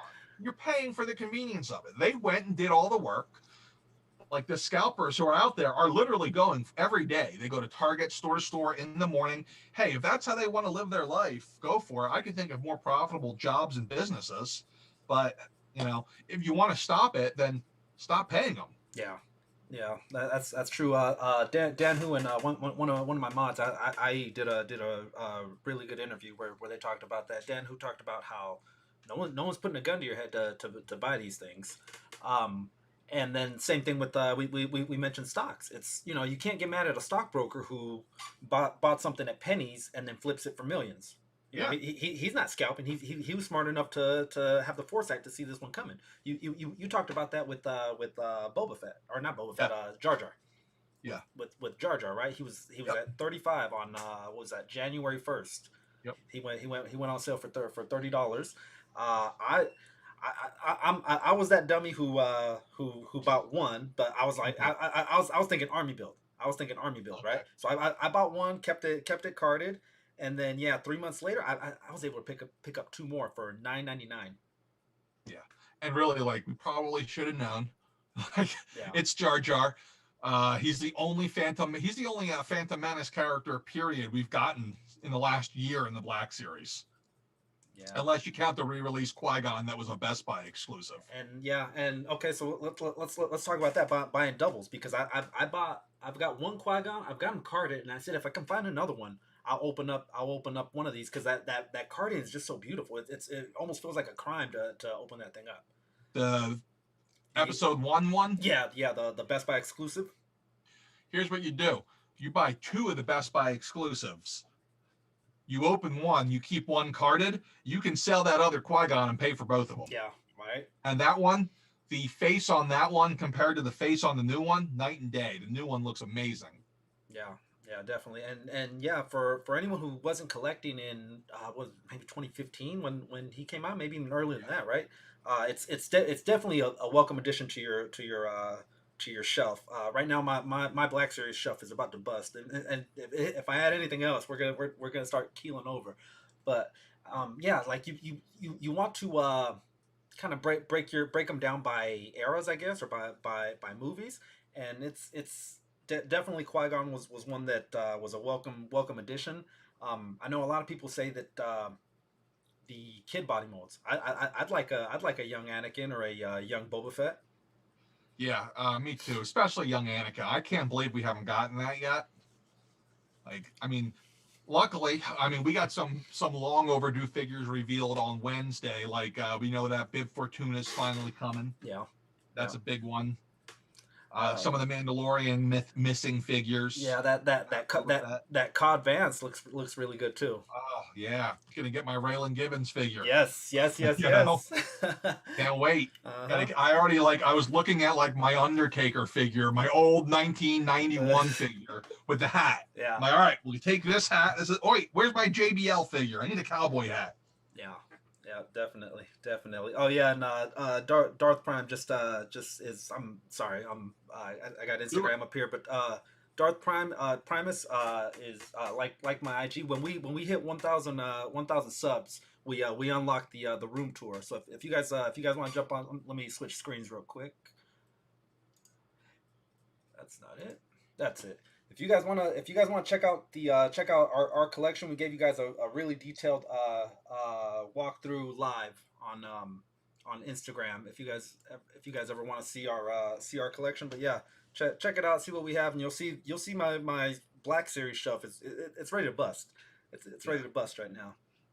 I'm so tempted to start busting out some Black Series figures out of the packaging, because something happened to me on the last year and a half where I'm just to the men on card stuff, but the Star Wars men on card stuff, it's so nostalgic to me. I still love walking into the store and finding them, and I'm looking at them. I'm just like, no, I can't do it. I just can't do it. Yeah, definitely. Let's see, what was another thing? Jake Lloyd didn't die, did he? Who did? Darth Primus. That says Jake Lloyd's dead. The guy who played young Anakin. You know what? He went through a lot of issues, and I know he was in jail, in and out of jail, and he blamed being Anakin, as he got bullied a lot. All right, yeah, he's still alive. We're good. Okay. All right, he's 32. Jake Lloyd. Yeah, he was. We talked about it before, but Jingle All the Way. He was the son in Jingle All the Way. Oh, it was him. Yeah, yeah. Anyone who doesn't get it, it's gonna be a total spaz when he's talking about was it Action Man or Adventure Man? Yeah. They should have just called Arnold when he was getting bullied. Yeah, heck yeah. Uncle Arnold, I need some help. Yeah, definitely. We will crush them. He came in and said no. Yeah. Oh. Put the cookie down. He would have. We've been doing like retro movie nights with my kids, Mhm. where we'll watch movies that my wife and I liked as kids. So, Kindergarten Cop, that one's coming up here real soon. Okay, yeah. It's not a tumor. Yeah. Not a Duma. Yeah, definitely. What else have we done? We've done like Cool Runnings, Rookie of the Year, Rookie of the Year's a good one. Rascals, Little Giants. Uh-huh. Oh man, those early '90s movies. Yeah. I knew what they were doing. Well, I mean, they were catered to us, you know. Yeah. Whether it was, it kind of depended what time zone, what era you were in. But like, I know me at let's say about 92. I want to be the next Wayne Gretzky. Thanks to Gordon Bombay. I'd never even been on ice before, but I saw that movie. I was like, you know what? Let's go. My son is obsessed with it right now. Every day I walk upstairs, Mighty Ducks is on. Yeah. You know what? You're raising them right, Matt. You're raising them right. It's like, you want to watch Mighty Ducks Stray? I'm like, no, that's not the good one. Yeah, definitely one. 2, if one's not available, 2, yeah, and then by 3. We just watched 2, and I gotta tell you, like, I remember it being good. It was not good. I'm like, wait, this kind of sucks. The Sandlot. The Sandlot's another good one. That one is not streaming on this Disney Plus yet. I have it on Blu-ray, but our Blu-ray player's being wonky. I need to get it fixed. I need to watch that with him too. I'm trying to think of the name of the secondary distributor. You know, because I don't think that one was released under Disney, but they've got a distributor that they use when things are not Disney properties. I'm trying to think. It's not Bayo Vista. It's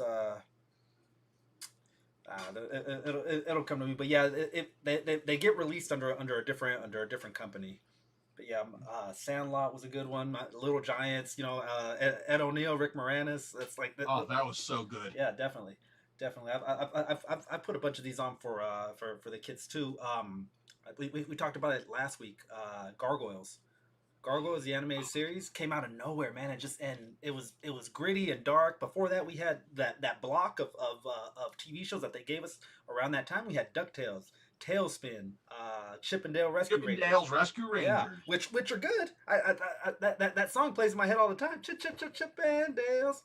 You know what I love from that range that just I can't believe it hasn't been like revamped yet is Mighty Max. Mighty Max, yeah, that was a good one. That was a good one. I remember the toy line was almost like not so much Micro Machines, but yeah, they were good. I think that was one of those ones that started. I'm not 100% sure, but I think that started off as a toy line and that they made a cartoon around. Yeah, I was obsessed with that cartoon. Like I would almost miss the bus every day, every morning, because it came on at 8 and the bus came at 8:35. Yeah, I know that feeling. I know that feeling. Yeah, and like we said, like and anybody watching that's, you know, under the age of 15, streaming hasn't been around forever, guys. It was, you know, take it from us, two old guys talking right now. If you missed it when it came on, that was it. And DVR, not a thing. Not a thing. You're you know, right. I can remember vividly. So wrestling back in the mid 90s when it was super hot, and I wanted to watch both shows.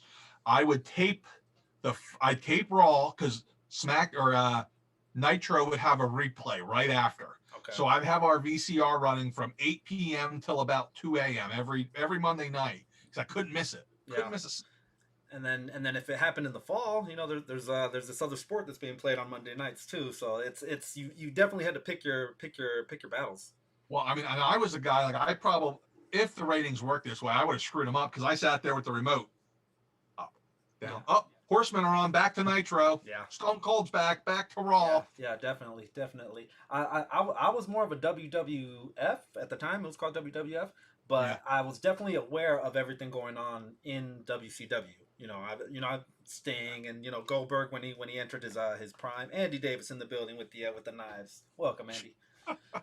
Yeah, we're And I was always a WWF guy. Even to this day, like I can't watch it. It's terrible now. But I still prefer that just because they have all the old rights to everybody. Yeah. All these guys I remember, and I'll tell you, when I see wrestling figures in the store that are like throwbacks, I ran into Brutus the Barber Beefcake the other day, and I'm like, oh, I gotta buy it. Yeah. I've yet to see that one, but that's definitely going to be one. The only thing is we got shorted out on clippers and his shears. Yeah. But I guess someone said that that mold that they're selling, he was just Brutus Beefcake. He wasn't the barber yet. So yeah, this is like WrestleMania 1-ish era. Yeah. He had the ripped up tights, but he wasn't a barber yet. Yeah. Because they released Greg Valentine the way before, and they were a tag team then. Yeah. We got the Tuesday Crew Invasions coming in here. Nice. Yeah, there you go. What else? What else we got going on? Let me see. Top 10 regrets. Tell me about making that video. So that video was a stretch for me. So that video started with the thumbnail. I'm like, it'd be kind of funny. Let's make a thumbnail of me in bed with a bunch of toys that I regret buying. And it literally started that way, and then it kind of morphed into me talking about like a lot of the regrets I had. It was a lot longer at one point because there's a lot more regrets, but I wanted to keep it to somewhat of a normal length. And I just had a lot of stuff to talk about, and some of it I talked about before. And it's funny because some people were like, you contradicted yourself because you made a mistake on something that you said not to do. I'm like, yes, I am human. Like I said, don't pass up, don't walk away from figures you're going to want later. You'll regret it. And then I did the same thing with the Sentinel. I didn't back it. And people are like, and here's the thing, like I wasn't as crazy for the Legends when that was going on as I am now. And I was saving my money for the Razor Crest. The Razor Crest, yeah. This year we got two more HasLabs. I don't know what I'm going to do. Yeah, we'll talk about that one because that reveal or the tease was. I mean, we'll talk about it now. All right, I'm telling you, I think everybody's calling their shot that it's a Rancor. Yeah, I can definitely see that. And then what I'm hoping for, well, I predict that it'd be, if it's just a Rancor, somewhere in the 40 to 49 range. Now, if Toddy Mac has taught us anything, you can combine it. Hasbro has the mold already. They don't have to remake anything. But we've got, and not a lot of people were able to get it because it was a Walmart exclusive. But Jedi Master Luke. Yeah. Combine that with the Rancor. So here's what if it's a Rancor, here's what I think they're gonna do. So I did a video a while back, actually when I first started, about like what it would look like if they made these figures in 6-inch form. So a Rancor would be about 16 inches high. Okay. So he would be pretty massive. Yeah, we're talking something like that probably. Maybe. Yeah. So right there alone. So we look at the Toys R Us exclusive Black Series Rancor set from a few years back. That retailed for $130. It had the Rancor, it had 3 or 4 figures, and it had Jabba.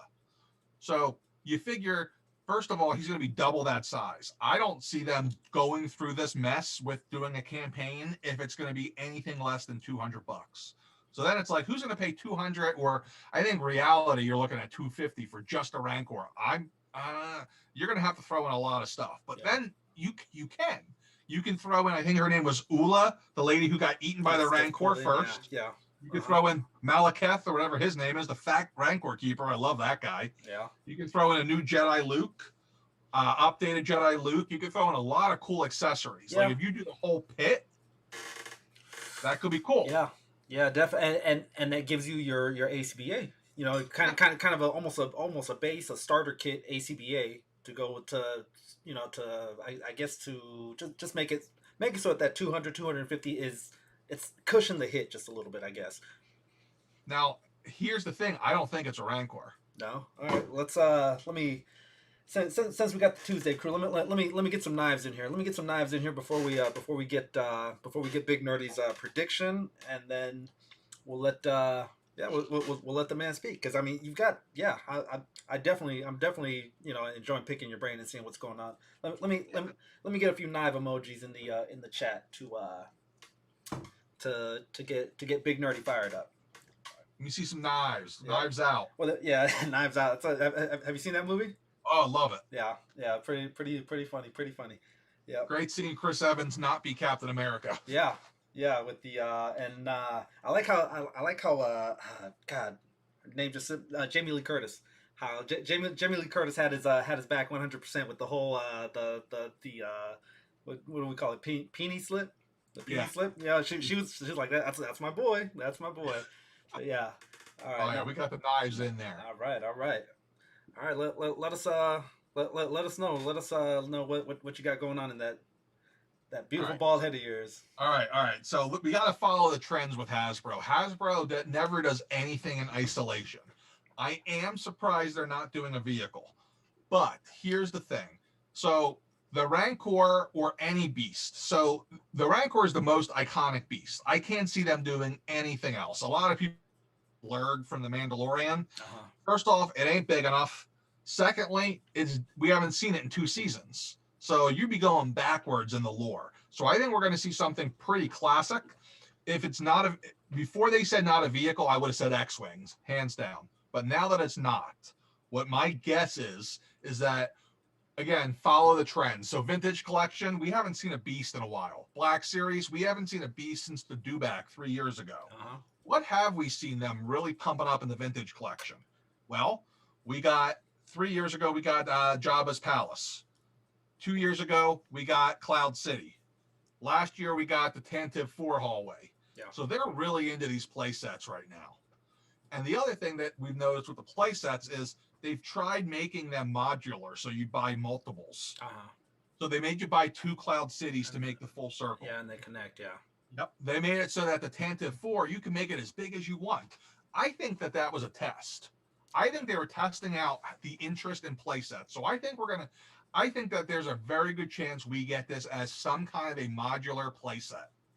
So then the question becomes, what is it? And then, I think that your most likely options are either a Death Star, which I think that's actually doable. I think a massive modular Death Star that's like 5 or 6 different rooms that don't go together, but they can be put together to build like a multiple layer, kind of like the one they had in the 80s that you and I are too young for, we can actually say for once. Yeah, right. The original one was huge, but it was all cardboard.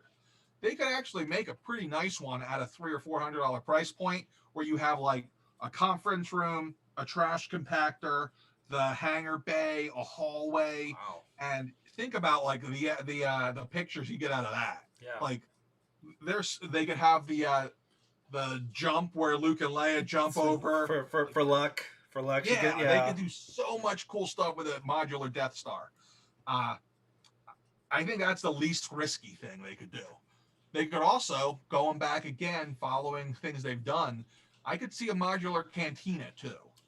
That yes. So many people would want that one, and yeah, it would be one of those things where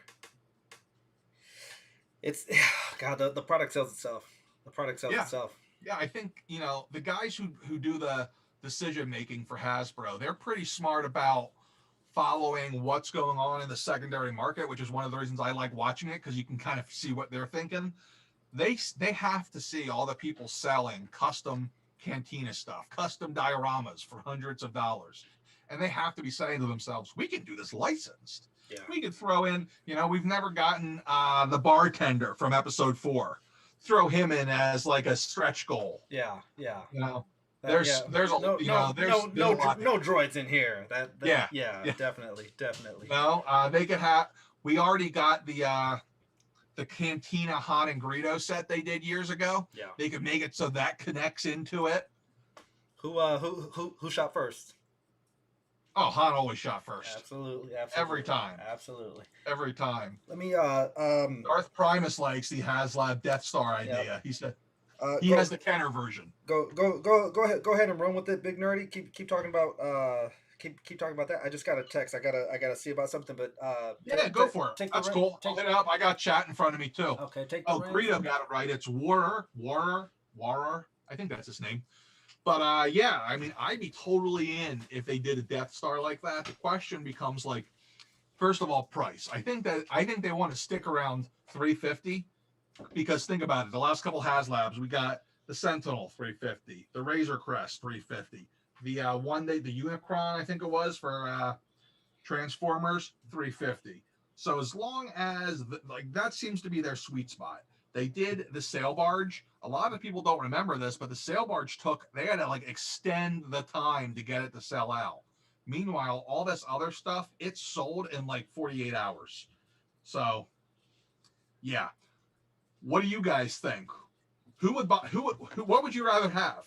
A Rancor or a playset? For me, playset. Now, if you're saying Rancor playset, that could be interesting. That I'd be down for. What says you?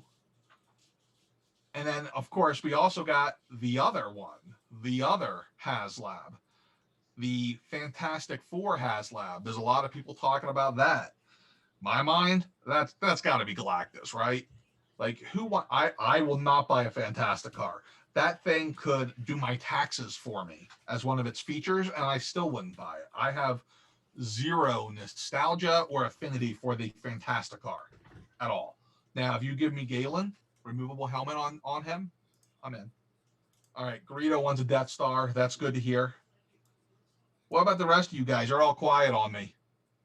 All right, Miguel has returned. We're back. We are back. Yeah. Man. I mean, yeah. Put your predictions down for sure, man. It's Galactus says Terradome. Yeah, definitely, definitely. I could see a Galactus being an option, right? I want it to be Galactus because then I don't have to go back and buy the Toy Biz version. Yeah. There's a just down the street from me. There's a vintage toy store. They've got tons of stuff. Whatever you're looking to buy, they'll have something of it. And yeah, they've actually got pieces still sealed, still mint of Galactus. I've never seen him in the wild before up until seeing him in this store. I've seen him. So there's like a vintage, we'll call it a store. It's really like a flea market stand, but it's huge by me. And he's got him, but it's a little too sun damaged. Like the color on him got off. Yeah, definitely. And a lot of them had that issue. Definitely. This is now a buddy of mine. Let me go full screen really quick. Go for it. A buddy of mine, Darth Blaze. I haven't seen him in the chat. He works Saturdays. Now I picked these up at a Goodwill for $5. This one was cracked, so I was able to talk it down to $2 for these. So I paid under $10. My buddy Darth Blaze, he found two of these signed by Toddy Mac. Signed. Wow. Or I think his video says under 20. That's insane. Yeah, really. But yeah, the whole sun damage and going back to one of your videos, you talked about how taking care of your inbox of your mint figures. Now this is a 20-something-year-old figure, so I wasn't truly too upset about the stains. Talk to us about that. What gives figures these stains? So there's a couple things that can do it. So first of all, sunlight's the big one. Sunlight's the devil. Sunlight and smoking will really get to them. The other thing that can stain them is if the moisture in the air is high and it's dusty, it creates like I don't even know what you call it, like a wet dust that will stick on them. Now, a lot of it, you can clean it up pretty well. Like if you want to get price tags off, Zappo lighter fluid, not an off-brand, but actual Zappo, does the job. As far as cleaning goes, everyone tells me I'm a little bit nuts because I love it so much, but just Dawn soap, man. Dawn soap is the greatest cleaning product ever created. Like that and a toothbrush can get a lot of stuff off loose figures, but as far as when they're mint on card, I'll take a baby wipe to them. Like I'll take a baby wipe to the plastic bubble. That gets that built up dustness off. Yeah. And same with the card. You can do a little bit if it's got a nice coating to the outside of the card. But yeah, I mean, smoke, sunlight, those are the two big ones, and they'll nail you quickly. Yeah, I was trying to find your video, Killer Mike. If you're hearing my voice right now, head over to Big Nerdies and tag the video where he's giving you guys the walkthroughs on how to properly clean your mint cards. Yeah, that was one of my first videos. I remember my wife said, "Hey, this was boring, and you're drinking in it." I'm like, I don't care. Don't judge me, because I literally tested it. Like I tried whiskey to get a price tag off on one of them. Wow. Like I tried everything I'd ever heard, because I wanted to see what actually worked. Yeah. All right, man. I mean, that was cool. You in the mood for a little rapid fire? All right, do it. All right, let's see. What got you started collecting? My best friend. I walked down into his basement in what was it, 10th grade, and he would look like a toy store. Nice. And I'm like, I need to do this. This is now my life, and I was in. All right. Inbox or out of box? Mix. Mix. Nice, nice. Prize figure. Prized figure. Probably the Celebration exclusive Luke Skywalker vintage Black Series one on the card that they only released there. Super expensive. I bought them from off eBay. Reason it's probably the most prized is because I had just finished a contract with a job, and that was my bonus money. That was a very small portion of my bonus money, but I'm like, okay, so we're buying a house with this bonus. Can I take a little bit and buy a totally ridiculous toy that I should not pay that much money for? Mm-hmm. So that was the one. So that's why it's probably the prized figure. Gotcha. Yeah, probably. You probably that reasoning should have came into effect too with the HasLab, the Sentinel. Maybe Yeah. throw a little. I mean, it's what was it? 275, 300, something like that. Oh, he was 350. He was 350. Okay. Yeah, you know what? That one bothers me because if I would have bought two, like you could sell one of them now and totally pay for the whole thing. Yeah, I got a couple guys, Brandon and Dan, who they're yeah, they bought multiple, and yeah, they said you can sell one and it covers the cost of two, because Big Bad Toys has them. You know, the moment they became available, Big Bad Toys was selling them for $5. So Yeah. you know, but you won't get it until when we got. I was able to lock down one. I had to very sneakily put that through. And when the box comes, I don't know where it's gonna sleep, to be honest with you, but it's. I'm actually remembering. So here's why. The other reason I had never bought a full-size Millennium Falcon, and it came out the same time as the Galaxy's Edge Falcon, Yeah. which was even more expensive at $400, and I chose that. Not smart. Yeah. But Because I could go pick up that Falcon now for $300 if I wanted to. I saw that one recently at Target. Yeah, it's going for $3 with the so if you guys aren't aware, if you guys ever see any Millennium Falcon in a flea market, a thrift store, whatever, if it's still got the satellite dish attached, that's how you know the era. Yeah. Round is the originals. Square would be the sequels. And if the little bar thing is missing, well, that's Lando's. That's Lando's shit. Yeah. So, yeah. All right. Pretty cool. Price figure. We got that one down. What was the first video you saw of the Wolfpack? Ooh, I couldn't tell you which. It was something where you guys did one of your unboxings. Okay. Cool. I couldn't tell you which. I've watched quite a few of them. I was really surprised though. I think I might have subscribed to you guys on I have a channel. It's not a channel. It's my personal account under my name. I think I might have subscribed to you guys there, because when I went today to go look, I'm like, how am I not subscribed to this? Because I subscribe to literally like as many as I can, just because I like to keep up with everybody. Yeah. Yeah, and that actually surprised me. Like when we first started talking, you had seen my video. I was like, wow, really? Ah, cool, right on. I think that one thing I think that is important with like the toy YouTuber community. I think it's super important that everyone's super cool to each other and supports each other, because that like our goal isn't just to beat it shouldn't be to beat each other. It should be to take the toy hobby and pump that sucker up. If we all work together, we're all going to grow if that's our goal. Yeah, definitely. But really, we got to push the hobby. Yeah, definitely. There's no I in team. You know it, just a me. Yep. Let me see. With price figure, and then what you spent the most on a figure. It's probably about the same. Actually, the Falcon I think was the most at $400. That was my most one-time purchase, biggest one. All right. Let me see. What's two TV shows you'd recommend? Doesn't have to be a Bad Batch or a Low Key or anything like that. Nothing in our general thing. What's something you and the wife watch when the kids go to bed? Oh wow, well we watch a ton of stuff. Let's see. If I could choose anything, I was a huge Sons of Anarchy guy. Okay, yeah, my love wife's them. into Love that. the Shield. I love the Shield. Vic Mackey was a beast. Vic Mackey. I love my shows with a good anti-hero. Yes. You know? Vic Mackey was what was Training Day before Training Day. Remember Alonzo from Training Day? He was that before Training Day was. I tried to watch Training Day with my wife a couple of weeks ago, and I had to turn it off because I realized it was the TNT version. Yeah. So there was no cursing and no violence. I'm like, this thing's going to be like 40 minutes long. Yeah. And King Kong ain't got bleep on me. Yeah, I must have used that line, and I used to love it. Like I used to always tell people, I'm like, you're going to play basketball at Pelican Bay when I'm done with you, okay? The shoe program. Yeah. Yeah, definitely. That's good. That is good. All right. Yeah, we just wrapped up on Netflix. Hollywoodland. I don't know if you've seen that one. It's like a 1940s actors trying to make it into Hollywood.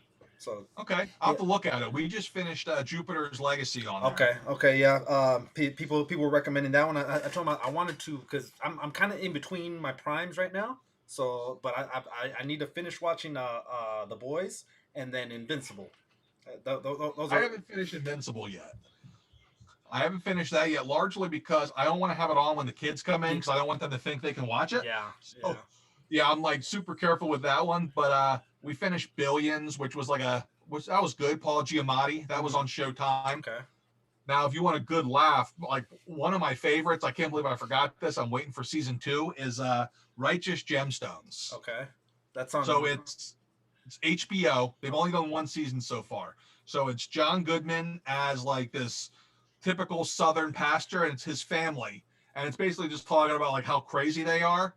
And it's got Danny McBride from Eastbound and Down. Okay, yeah, he's great. I love him.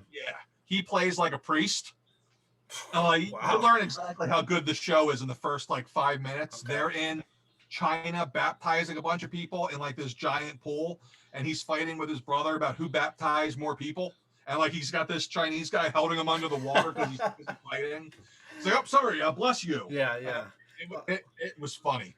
Well, I mean, you sold me just with John Goodman. John Goodman is semi-retired. He only comes out for certain things, you know. Yeah. So if you get John Goodman on film, that's it's definitely. So I'm definitely gonna be checking that one out then. I love him, and I used to love back in the late '90s when he would do whenever they did anything to make fun of Clinton, they'd bring him in to play Linda Tripp. Yes. On Saturday Night Live, yeah, that was so good. Yeah, he was perfect. Yeah.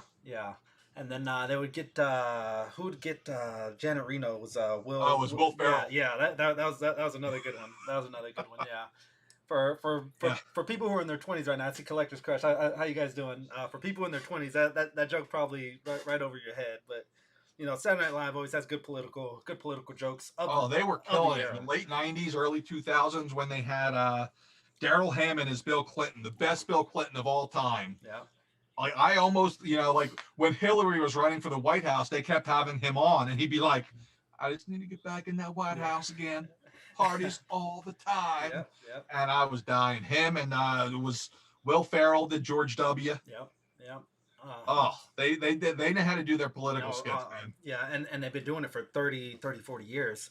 Yeah. Who's been your all-time favorite Weekend Update anchor? Oh, that's a good one. I came up on, he's not my favorite, but I'll always have nostalgia for the Norm Macdonald era and the, I'm forgetting his name. The one right after him. So it was Whitten something. Oh, yeah. Kind of chubbier guy. Yeah. I love those two. Yeah, he had that real dry delivery. Yeah. Yeah. I really enjoyed Tina Fey and Amy Poehler for a while. Yeah. They were good. I'd probably put them up there along with Michael Che and what's his face do a really nice job. They are good. They play off each other really well. The one that I remember my introduction to Saturday Night Live is Dennis Miller. Oh yeah, Dennis Miller was great. Dennis Miller was good. Yeah, I was not to knock Kevin Nealon, but I was like, get out of here, bring back Dennis Miller. But it's out of my control. But Kevin Nealon was good too. He wasn't Dennis Miller for me. I remember the first time, I think it was when Kevin Nealon went away and Quentin, whatever his name is, took over. He's like, you go to the bar and your favorite bartender's not there. And then they give you a drink and you're like, it's all right, but it's not him. Yeah. That's me. I'm your new bartender. And then, that's great. That's great because he summarized it perfectly. Summarized it perfectly. And it's so hard when the cast switches over because they've got such good players for an era. Like I know when, like Wayne's World is actually what pulled me in when they would do the Wayne's World skits, right? Like I'm 10-year-old kid, I shouldn't even be up watching this stuff, but Wayne's World was hilarious. Now that was in an era where we were losing some of the like Joe Piscopo was gone, Eddie Murphy was gone, but you had like Dana Carvey was still carrying over from that era, and then but you were also getting the Adam Sandlers, you were getting the Chris Farleys, who were That's an underrated era. yeah, yeah. In my mind, the golden era, but it all depends on how old you are. That's exactly what it is. Because for me, it's the Will Ferrell era. Yeah, is the golden era. Chris Kattan, those guys. Chris Kattan was really good. You know who I love? One of my favorite comedians, period, is Tracy Morgan, man. Yeah, he's good. Good delivery on him too. So the wife and I saw him live right before the pandemic. We went to a live show, and he's so funny, man. He literally had two sheets of loose leaf paper with his jokes on them. Like he done one, rip it up, and he goes, "I'm done that one." Was he drinking while he was doing it?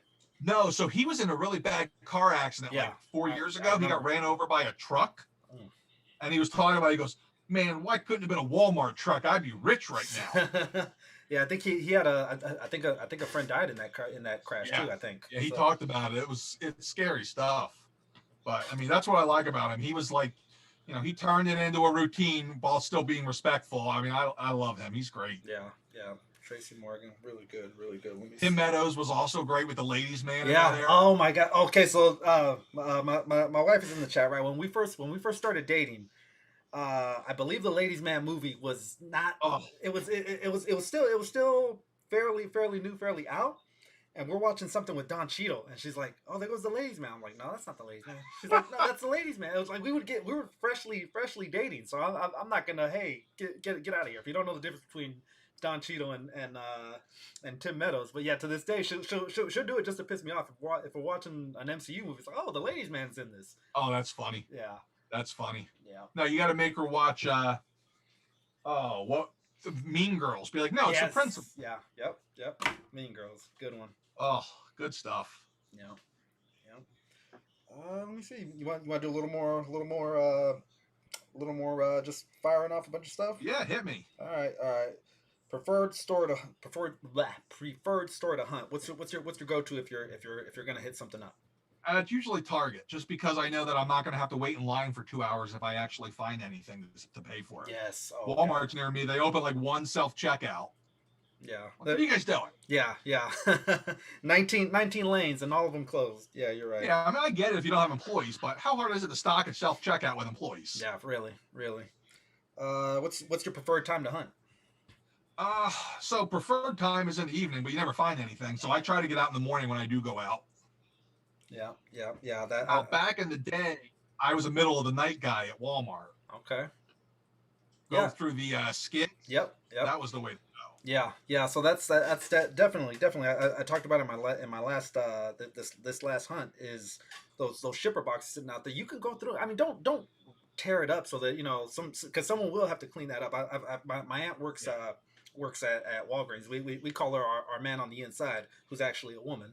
But yeah, she can sometimes she'll give me a tip and be like, "Oh, well, these are hidden, especially for the exclusives, But her manager is also, he's not even a collector. He is scalping because he'll the stuff that we talked about the guys in the back. I mean, minimum wage job.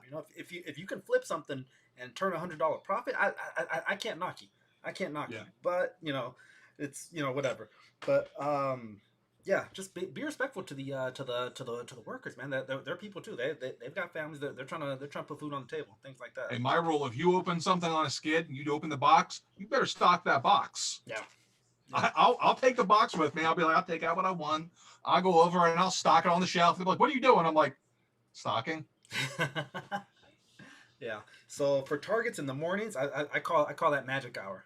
Disneyland's got their magic hour, but I call it magic hour because it's that fine line between when they open and they're restocking. They're putting everything back. That's the times that I've found the major blood was magic hour. The times that I've been able to find stuff that they didn't even know that it was street data.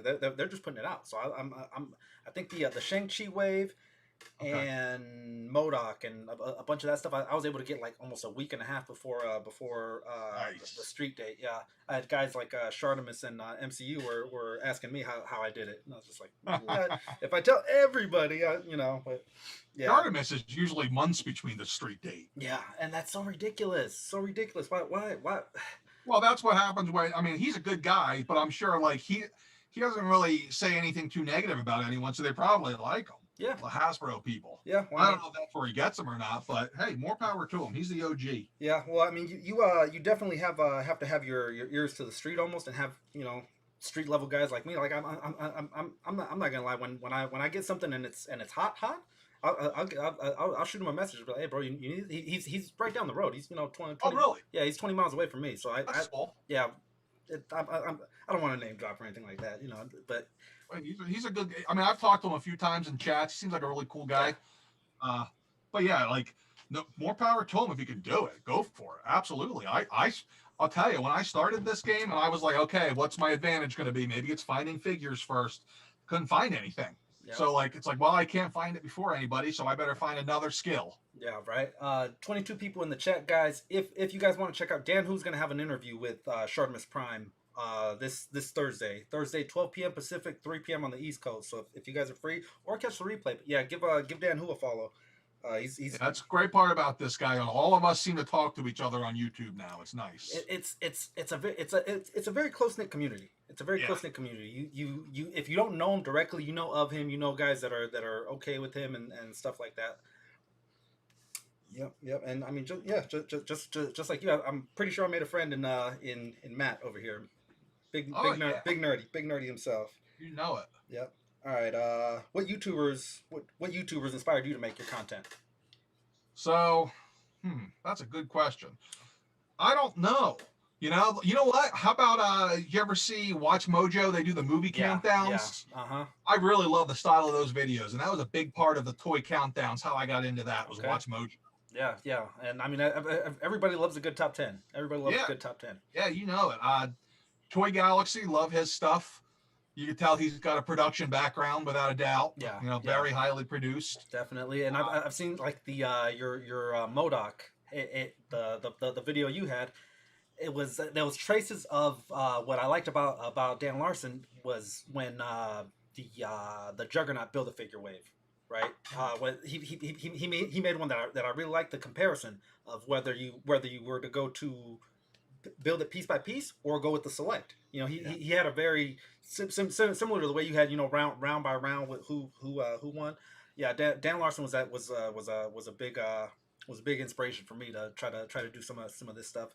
I got one too that you guys might know is Minty. The Australian guy, Minty, he reviews movies. Same thing. Has a top 10. I'll shoot you a link to one of his videos. Cool. But yeah, he's about our age, so he does a lot of like 80s and 90s and just movies you've seen a bunch of times, and then he's got a bunch of insight from these movies.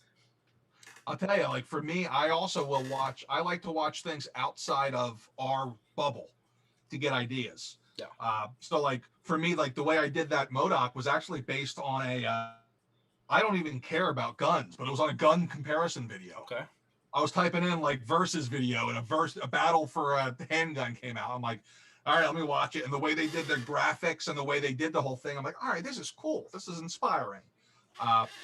PSA Collector is a sports card guy.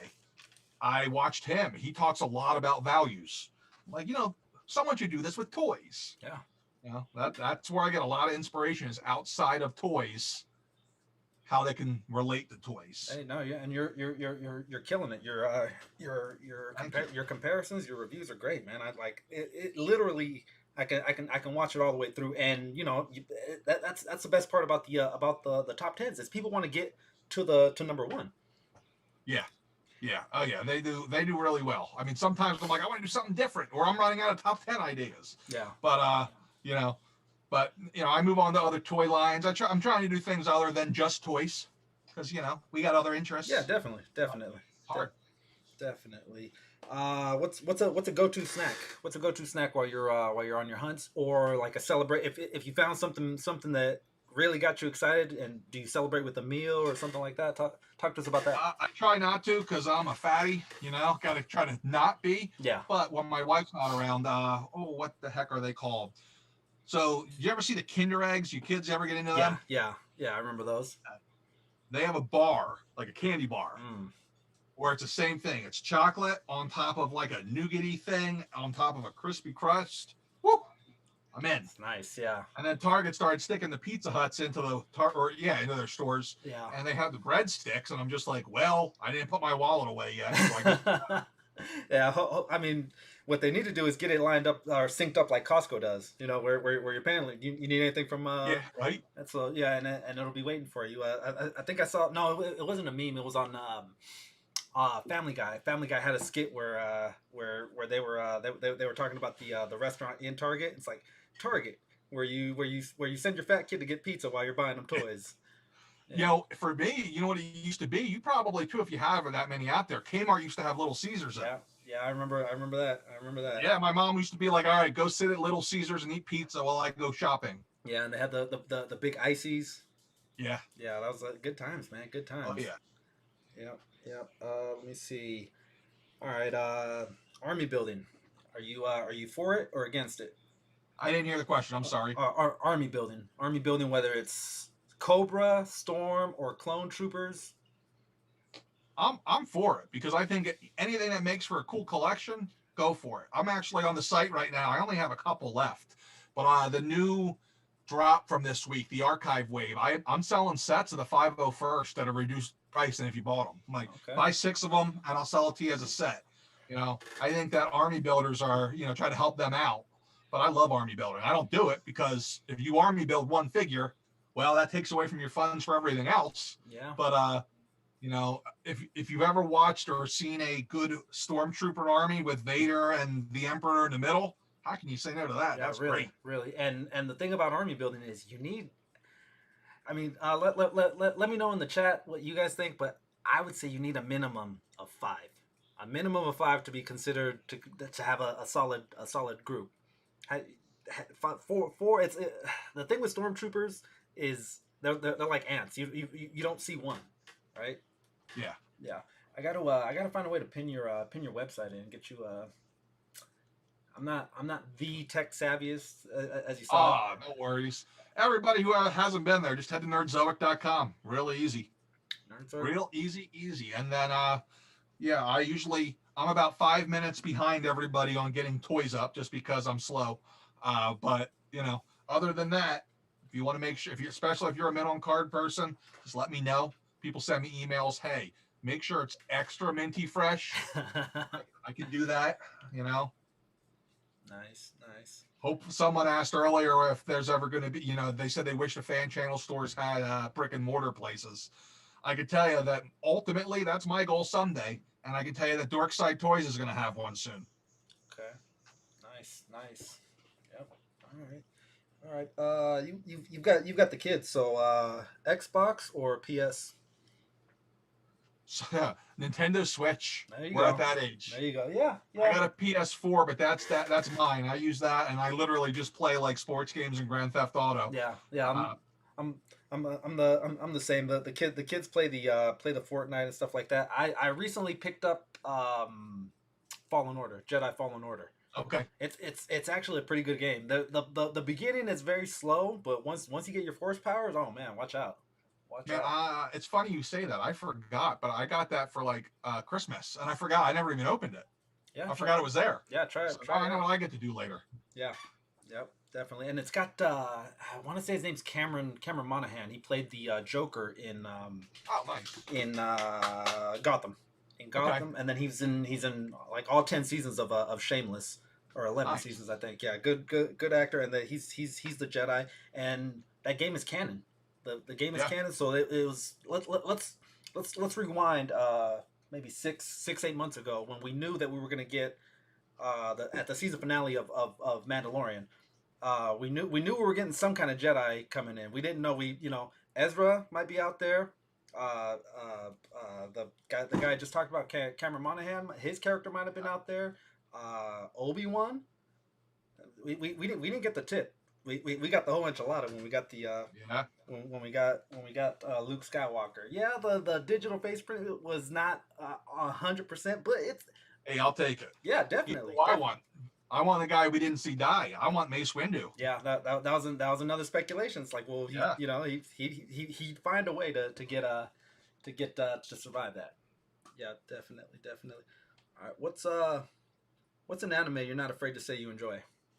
You know, I never watched any anime. I just never got into it. Not that I'm against it. My brother keeps sending me links to watch something. I forget what it is. You know what I think it is that as a kid I never watched it. So it's just not something that's nostalgic to me. So it's not like a priority. But he keeps sending me links to The Last Airbender. Okay, Like I'll yeah. watch it eventually, I promise. Yeah, and we just got some releases for those, or some announcements for Airbender. Really? Yeah, and I didn't watch it, but I know it's pop culture. You see the kid with the arrow in his head, so you can't help but notice it just a little bit. Yeah. My kids are big on anime, so I'm walking past the TV and I'll catch some stuff. I think there's one called Demon Slayer right now that they're really in. There's a movie in theaters right now, so maybe we'll go see it. But yeah, it's not really. It's age appropriate. I know the name makes it sound like something else, but it is pretty age appropriate, and it's like Futile Japan type stuff, similar to like Pokemon, where they're traveling regions and battling other people. So yeah, that's a pretty good one. That's a pretty good one. If you need to dip out or anything, feel free to just cut it, because I'm a talker, as you can see. Oh, it's all good. Yeah, I'm actually gonna get rolling because I told the kids I take them for dinner when we're done, and it's a little after 5 here, so it's time to go get dinner. Okay, yeah, no, well, But this was great. yeah, definitely. Nerdzoic, guys, for everyone still in here, and you are not following this guy, please hit that subscribe button. I'll pin his video right now in the chat, or Killer Mike, if you can hear me, Wolf Mother, if you can hear me, pin Matt's channel for us, and yeah, get some subs for my man Nerdzoic, man. Tons of knowledge, tons of intel that you guys that you gave today. I feel smarter just talking to you.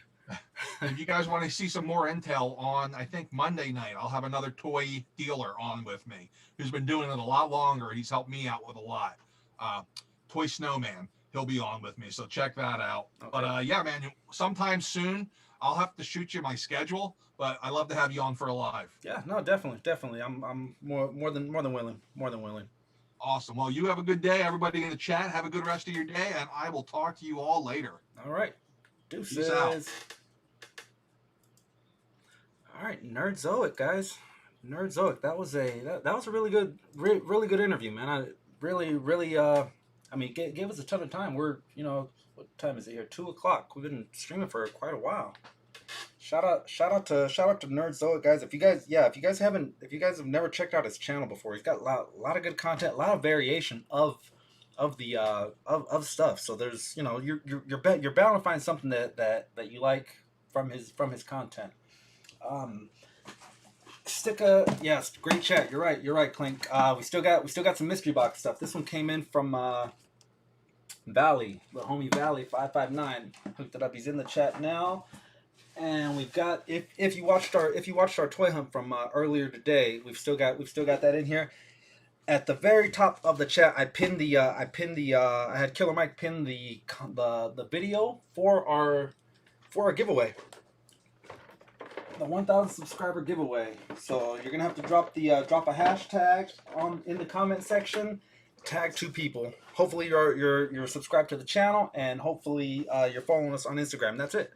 That's all you have to do. The contest will be next Saturday. Next Saturday at this time, we will be crowning a champion for that queen. But yeah, man, that was fun. That was fun. Yeah, Big Nerdy is cool, people. You're right, Omar. Man, good time. I'll open it up to you guys. Anything you guys want to talk about in the chat? We still got a few warm bodies in the chat. He is a good guy. Great chat. I'm subscribing. Sweet. Yep. Cool guy.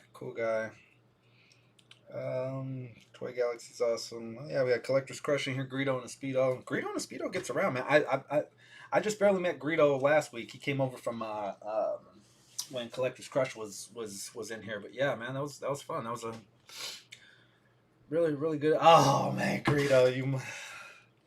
Cheers, boys. Cheers. Put a little Kahlua in here. I Irish up this coffee just a bit. And I can say that because my kids are 1/4 Irish. 1/4 Irish. I was on the Dan Who stream last Thursday, and I thought that I did a good Irish impression, but then I heard his Irish impression. I was like, oh, nah, I'm done. I can't. I don't do impressions as good as I thought I did. But yeah, his was pretty good. His is pretty good. Yeah, Little Legend wants to know any new figs coming out. Little Legend's got a Major Blood coming to him, so be ready for that, my friend. Yeah, let me we'll open this one up in a bit, and then we'll open up what's in the mystery bag as well. Lead in with that. Give me 1 second, guys. I'm gonna hit the restroom, and we can keep the party going. Keep the party going. Kahlua up that coffee. That sounds like a plan. Sounds like a plan. Hang on 1 second, guys. I'll be right back.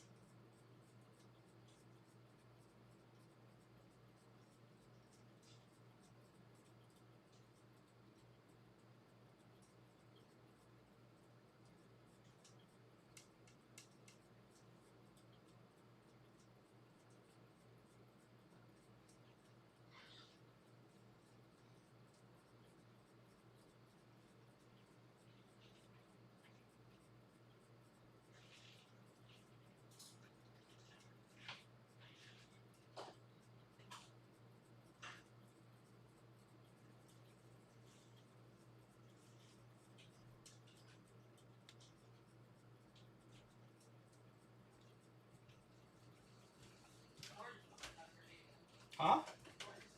All right. So the drink that's for later.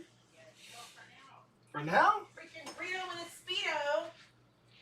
Greedo in a Speedo. He put the emojis. Greedo in a Speedo. Holy, what time is it though? Is it? Oh man, 2:00. I can't get day drunk. That's we save that for the nighttime. The Little Legend. You ain't even old enough to be knowing what that stuff is. Jay collects. All right. Let me get myself back in the chat, guys. Hang on 1 second. All right, that's a good-looking dude walking in the room.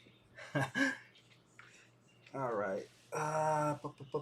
Drink up, champ. Creation Matrix. All right, let me finish this before we head into this. Let me see. Valley, are you still in the building? Give me a fire emoji, Valley. If you were everybody in here, we'll drink.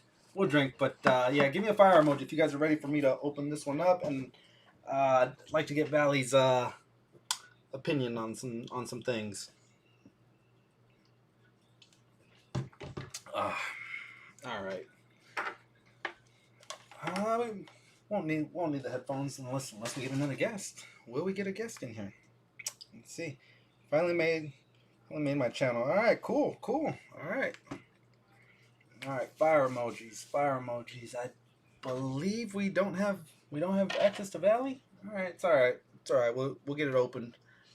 We'll get it open. Let me get some guesses. Let me get some guesses as to what. Oh, there you go. There he is. All right, cool. Throw your guesses in there now. Now I know what it is. Valley knows what it is. If you guys saw just Jay Hernandez or Jay Hernandez play Wednesday was talking about this. If you guys checked out his stream, he's calling this. It's a Hasbro product. I'll give you guys a clue, but you guys can throw your guesses in there. Hasbro product. He said in his mind, this is the best Hasbro, a female Hasbro figure that they've ever made. So I'll give you guys a little bit to get your guesses in. I need that Wanda and Vision to finish Falcon Wings. Yeah, I mean, you know what, man? I had Wanda coming, and she got dropped off. She got dropped off at someone else's house, and that person hasn't dropped it off to my house. Come in. Oh, all right, cool. So as you guys saw on last week's episode, once you hit the 1K, you get craft service delivered to you. So I'm on a really weird diet, guys. I'm on keto, but even on keto, I'm doing a fasting. So I go on like an 18-hour fast. My cutoff time to the last time I can eat something is 8 p.m. And then I don't eat anything again until the very next day at noon, at lunchtime. But I go live at lunch, so I didn't get a chance to eat anything. But yeah, this is all keto tray. It's tuna wrap or tuna. There's tuna on a lettuce wrap with cheese. Pretty good. You could dress them up however. You could put tomatoes on there too. It's just with keto, you're no carbs, no carbs to slim down and get your face YouTube ready, I guess. He's probably gonna keep it. Yeah, no, definitely, Jay, definitely. It's been a week. It's been a week since they got delivered to my doorstep, and yeah, nothing. So I'm almost positive. Let me read off some of these. Need that Wanda and Vision, Falcon, homemade explosive device, Lady Death. Yeah, that's a good one. That's a good one with the claws. What else we got? Not Hasbro. Yeah, true. Ultron. Yeah. Ultron. What's Ultron's girlfriend's name? We got her in the Joe Fixit wave. Joe Fixit wave is Ultron's girlfriend. Let me get that looks good. Thanks, Creation. All right, we got the Wolfpack official unsafety knife is gonna be doing the honors for this one. Let me get a couple drum rolls. And then Valley said that there was a little something in here as well. So I'm going to open this very carefully.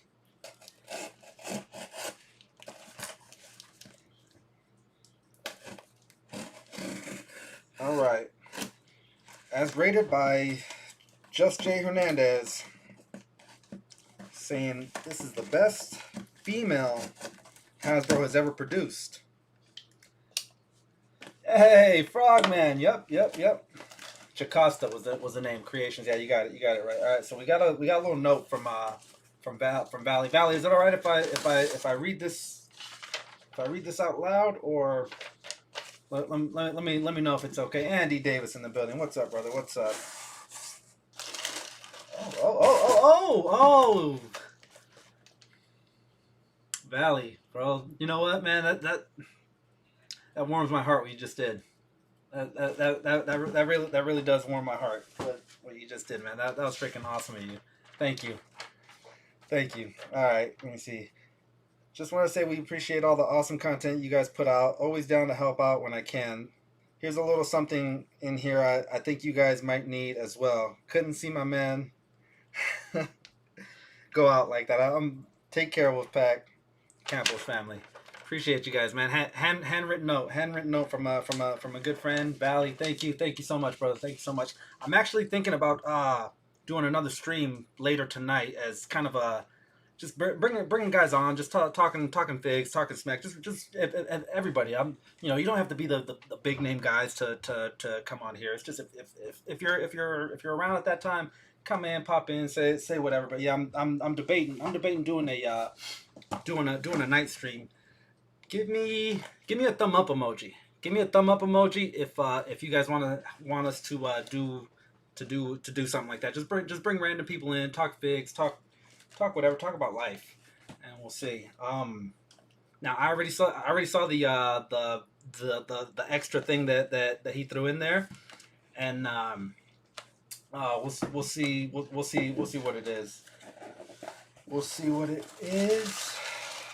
First off, as voted by Jay Hernandez. Boom. Lady J. Now, if you guys are regulars on the channel, you've seen me whine and complain about how I pre-ordered from GameStop and they played me. So after so many times of whining and complaining, Valley was finally like, you know what, I'm tired of hearing them. So let me help him find this fake. So thank you, appreciate it. Oh, a lot of thumb up emojis for. Okay, I'll make a call to a few people and try to see if we can get some bodies in here, and just that's basically that's all I want, is just have somebody to bounce ideas off of, because I can talk. You guys know me. I did a freaking 6-hour stream last week. I can talk. All it takes is having a subject. But yeah, okay. I'm thinking maybe somewhere around 8 to 9 p.m. West Coast time, so about 10, 11-ish. It's gonna be late, but we'll go 2-3 hours. We'll see how we can do it. Creation Matrix says, yeah, I mean, not here. You can't find them on any pegs around here. So so I canceled my pre-order with GameStop. Well, I didn't actually cancel. I moved it over. To the I believe his name's the second brother, the shirtless guy from Star Wars. So we'll open this one up in just a second. Now, Valley, bro, thank you so much for this. Another thing that I've been whining and complaining about on this show, if you guys go back to like way back in January, I said that I couldn't find any of those hand ninjas. Sorry about that. I couldn't find any of those hand ninjas. Bam. Got stilts. Nubman will not be going out like that. That's what he put in the he put that in the note. Here's a little something you guys might need as well. Couldn't see my man Nubman go out like that. Thank you, man. You know what? And I appreciate every time someone points out like little things that Nubman. I mentioned that like 3 months ago. The fact that he still remember that, man, that is so awesome. That is so awesome. Thank you. Thank you, Valley. Nubman is no more. He's a stilt man now. Comes with the stand that you need for Stiltman. I can't even call him Nubman anymore. Yeah, thank you. Shout out to Valley. Thank you so much, man. I watch his stories all the time with his family, man. Beautiful family, man. And he's a family man, so it's very similar interests. So the stand comes with, you've got close and wide pegs, so he can go in different spots. Thumbs up, says Valley. Thank you, man. Thank you so much. All right, so we got that in. Bam, we got that in. And then you pour in your Nubman. So pretty smooth. Thank you. I'm gonna place that just slightly off screen for a moment. I bought 8 hand ninjas, says Andy Davis. Yeah, that's I've seen you. I remember a while back.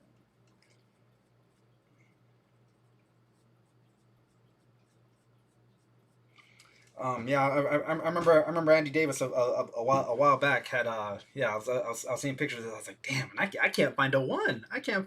So yeah, shout out to Valley, man. Thank you so much. And then he found this one for me and shipped it over. Now Valley's a good-hearted dude, man, because him and Darth Blaze, who I mentioned earlier. Darth Blaze is up in the Sierras, man. He can't really get out to targets and stuff like that. He's up in the mountains. So Valley has multiple times found things and met up with him to give him his things. I've sent some stuff over to Darth Blaze just because he's a cool dude, man. And you bond with people. You can't help not bond with people if you're watching the streams weekly. So yeah, I shot him some stuff out before. Valley's hooked him up before. Valley's a good dude, bro. I love you. Thank you for this, man. Let's get this thing opened up. Let's get her opened up and see what's good. Yep. Bam. You know me, I like to go from the bottom on this one. I don't know. Somebody tag Jay Hernandez, man. See if we can get him in here and give us his thoughts on the figure. What's going on here? What are you doing? All right. Open the Disney bag, says Zach the Collector. That's coming. That's coming. All right. So pretty cool. Now, this is one thing that I saw on other people's. Let me go on the legit full screen. All right, here we go. Now, the thing that threw me off, I think it was either Payson or Intelligence Elf showed pictures of this. Now, this hair, the head comes off, so she looks almost like a dirty tennis ball when that comes off. With the accessories, soft pliable rubber. Wow, that's very, very soft and pliable. Very soft and pliable. Happy to help, brother. Happy to help. So there's that. Get in there. Got the ball cap that she has in some stuff, and it says it's got the GI Joe emblem on there, or just a star. Tons and tons of accessories that come with this one. Let's check out the backpack.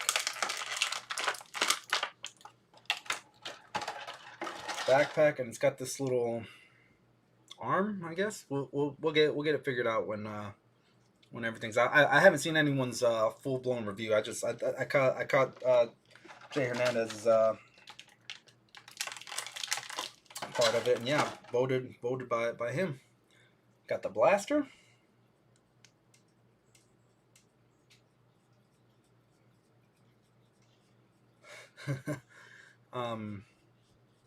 Yeah, pretty cool. I mean, I could see this one sliding over to Star Wars too, if for whatever reason I'm posing her with just her spears, because that was the cool thing about Lady J. She kept a bunch of them. She was almost like Hawkeye. She never ran out. Explosive tips on the spear. So you get two shafts, if you will, 2 shafts, 2 spears. A little bit of molding on them. It's not just a straight shot. Now I want to get I want to try to do what he's got, where you get my angle plus the angle where you're looking at. I've got a second camera, but I still don't know how to work Streamlabs all that great. I know you guys might see it and be like, oh wow, this guy's a genius or something. It's no, guys, I couldn't have done any of this without help. Dan who's been helping me a lot, get the Streamlabs going. All right, take a drink for Greedo. All right, if you guys want to see me kill this, let me get some emojis. I'll take a sip because Greedo dropped one. But yeah, if you guys want to see me just slam it, and then I'll be super wired.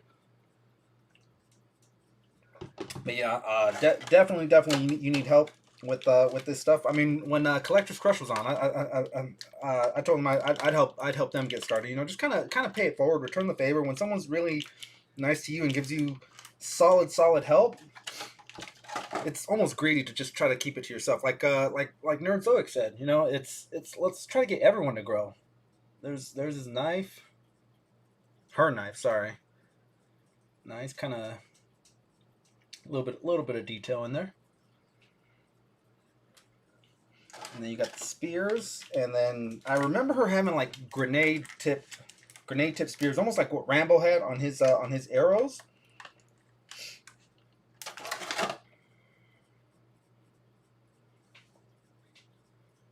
Hang on 1 second, guys. All right, there we go. What do we think of the detail on that? That's pretty good. Pretty good detail on that. I like it. All right, Greedo, Clink, Matrix. This one's for you, brother. All right, that one's done. Now, guys, we got to take it easy on this. We got to. For YouTube watching us right now, we got to take it easy on the apple juice. The apple juice If you drink too much all at once, it will get you. It will get you. So be easy when you're drinking apple juice on a live stream, guys. All right, boys. Here we go. 2:30 in the afternoon is a good. Oh, that first shot of that first hit of apple juice will get you. Will get you. But whenever you're having apple juice, it's always good to have a little meat, a little cheese to soak it up. Bread is actually the best to soak up the apple juice, but can't have bread on keto. So, all right, Lady J, I'm on. I'm name dropping. I'm name dropping Jay a lot. Just, well, you know, he's the one that said it's pretty. Yeah, bicep swivel, which, you know, we always Hasbro kind of forgets about that. Double jointed at the elbows. Let's see what else we got. Wrist swivel, and then we got, which way does it go? Okay, so she left hand hinges up and down. Right hand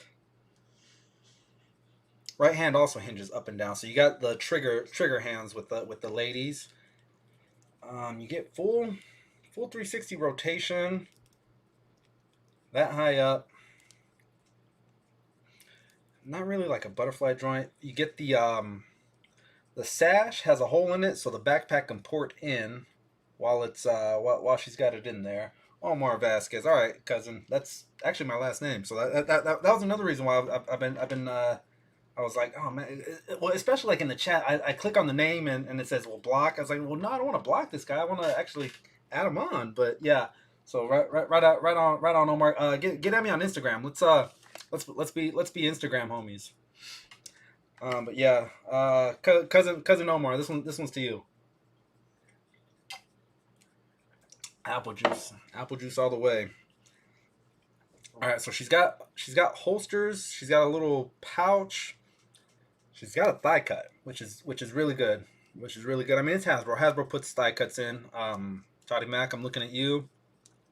Double jointed at the knees. Do we have calf swivel? We have calf swivel. So there's a boot cut. We're getting a boot cut. That far up, that far back. Full 360. And then we've got the upper diaphragm rocker. So she's got that rocker there. And then we've also got a waist swivel. So there's 2 points of articulation in the torso. What's this? Forgetting what this is called. I think it's like the drop down hinge, I think is what they call it. And it's for better leg articulation. I didn't talk about it as much when with Major Blood. But it allows for better range, better flex. So she kicks up that far. Wow. Yeah, with that, if you look at it from this angle, that drop down thing lets you open up a lot more. Not a whole lot of kickback. So you're right about there. Can she kick her own butt? She can. I would say without a doubt, Lady J can kick her own butt. All right, cool. Yeah, man. I mean, it's a good figure. It's a good fig. All right, so let's get into the thing that it freaked me out at first, but let's see if we can. Enough said. This looks like my ex-girlfriend. But yeah, she pops that in. And yeah, seamless. I was wondering how they were going to be able to do that. How they were going to be able to go from long hair, short hair, you know, stuff like that. So yeah, we'll see. I'm liking it though. I mean, $19.99, guys. If you if you guys were able to pick this one up for retail, pretty good, pretty solid figure, man. I'm happy with it. Can we figure out what this little arm is for? It's almost like on a gimbal. Check that out. It's got wow, look at all the points of articulation it's got. 1, 2, 3. Wow, let's put it on her and figure out what it is exactly.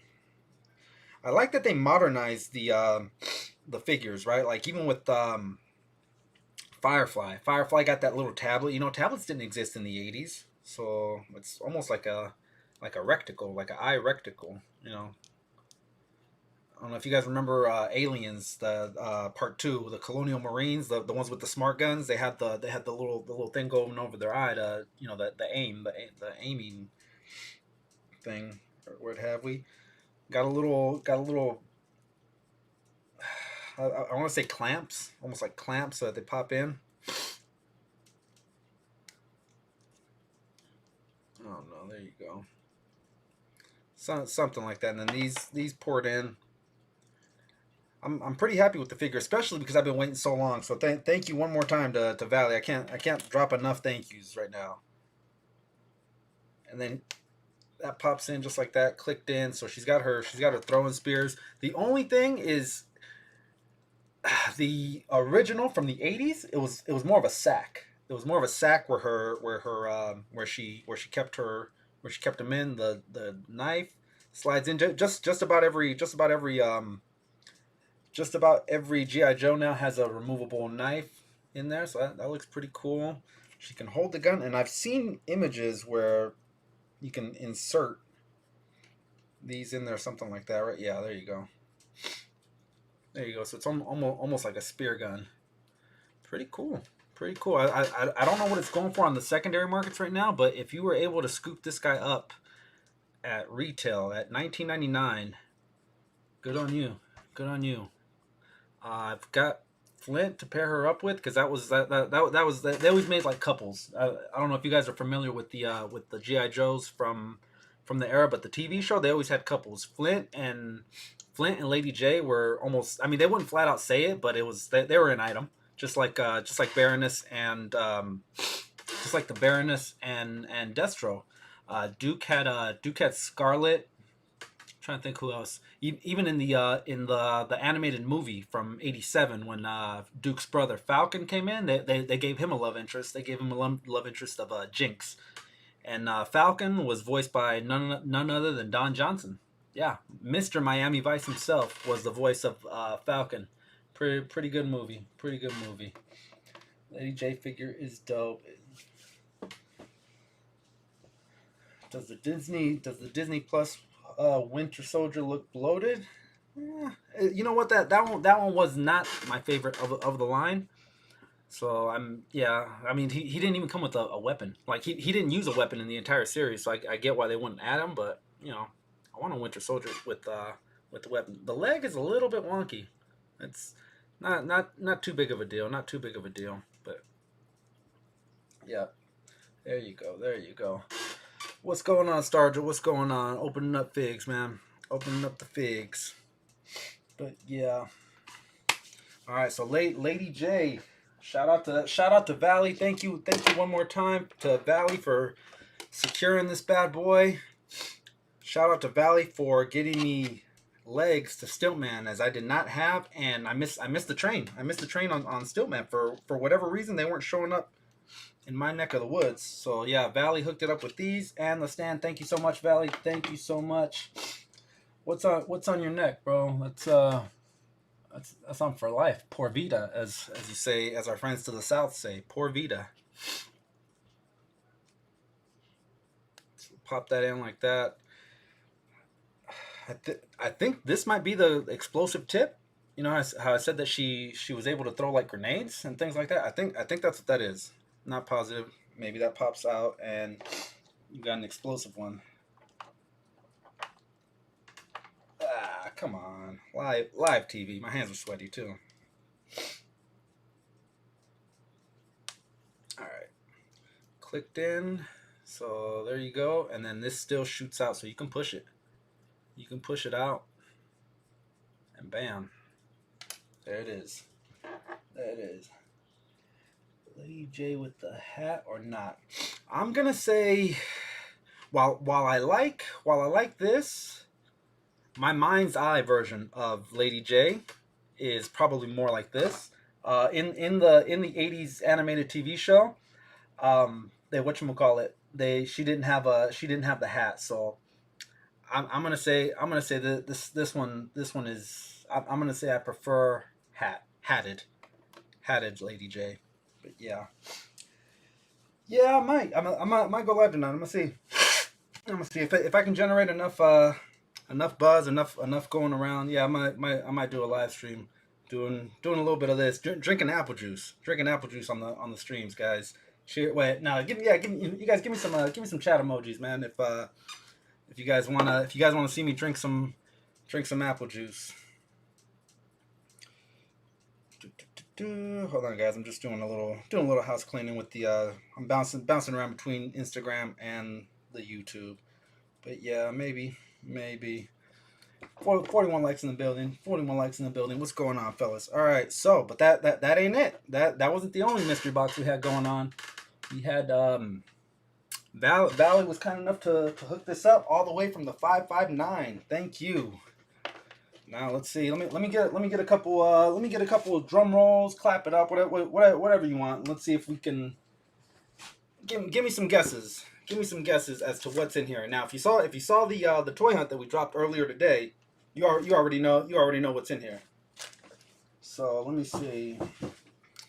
I'll give you guys a little bit to throw your guesses out. I'm gonna have a bite of my keto meals, because yeah, you can't drink apple juice on an empty stomach. That's off top, especially brown apple juice. Maybe the white apple juice, but that brown will catch you.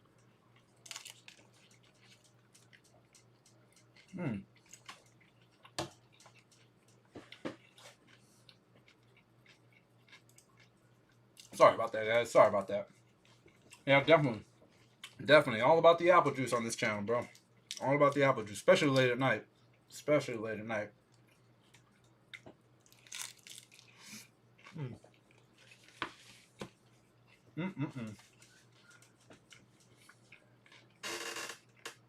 I'm not even supposed to be eating over here. I don't let the kids eat here, but here I am eating here. All right. Real quick, my my iconic baseball hat that I wear all the time, right? Anytime I go out on a toy hunt, more often than not, I'm wearing the hat. It's about to get retired. You guys ready? You guys want to see what will be replacing my iconic cow hat? All right. Definitely mall. Oh, okay. All right. Take a guess as to what's going to be replacing this ball cap right here. I've had it for a few years, and I didn't want to throw it away because yeah, that's for you, creations. Bartender, let me get another round for me and my friends. Anyways, yeah, the hat that is gonna replace this. Drum roll. Ba-ba-ba-ba. Bam. We just got it touched up. Got a newer version. I've been not so much that I want to replace it, but it's an older hat. They take, it's lost most of its shape. I'll still wear it.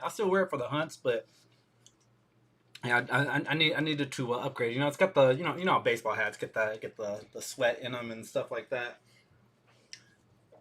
All right. Tomorrow morning, guys. For tomorrow morning for me, about noonish, 1 o'clock for you guys. Dan Who is going live on his stream. He does Legends of Liquor on Sunday. So for them on the East Coast, in the UK, it'll be 6 p.m. They're gonna be knocking back all kinds of apple juice and things like that. Oof. All right, welcome, bro. Oh, you need another drink, sir. All right. If the wolf mother is hearing my voice right now, can I get a refill? Can I get a refill on my apple juice? Yeah. All right. So Dan Who's going live tomorrow. 10 a.m. for me, 1 p.m. if you're on the East Coast, 6 p.m. over on the Greenwich Mean Time in the UK. So I picked this one up because I'm gonna be joining them on Legends and Liquor is the name of their show. It comes out there every 2 weeks. Every 2 weeks they do a show. Excuse me. Every 2 weeks they do a show that's not his normal stream. If you guys saw the hunt, bam, check that out. Oof, don't you start. It's too late. It's on. Bam, Wrecker from the Bad Batch. Pretty cool. How many ounces are you? I'm not sure, but I said it on the toy hunt. I like these big mugs where you can fit multiple cups of coffee, right? Because I'm at least a 2 cup of coffee guy per sitting. So yeah, that's pretty dope. Not that it matters now. Let me see. Hang on 1 second. Yeah, for you it's 540. For me it's only 240. It's, you know, like I said, man, I can't be getting day drunk. I'll sip a little bit. If you guys want to see me knock back a few more, maybe we'll do it. We'll do it tonight. We'll bring in some people and we'll just have a couple drinks and chill. But yeah, this one costs it's $20. $20. I've only seen these at Disneyland. I haven't been to Disneyland since the pandemic and all that. But people have been going, and I've seen it. I'm like, dang man, this right here would make me want to go to Disneyland. But then loophole time, yeah, his time. This right here was making me want to go to Disneyland just to pick it up. Luckily, your Disney stores are selling these right now. Those, and then there's a little key that is like lightsaber based. So that's another one you can buy. And then there's a ball cap similar to this. It's got like a Star Wars sign. If you check out the hunt video, Killer Mike, if you're watching this right now, or even the Wolf Mother, if you can pin that video, I'll do it. I'm here now. Hang on 1 second, guys. I'm producer list right now. Normally I got Killer Mike in here, you know, doing all the stuff. Bam. There's the hunt, guys. If you guys haven't checked it out, yeah, we'll show you everything that's in there. But yeah, I'm gonna be drinking out of this one on Legends of the Liquor tomorrow. If you guys want to check it out, let me pin Dan who. Now that's not his actual. The one that I'm gonna pin isn't.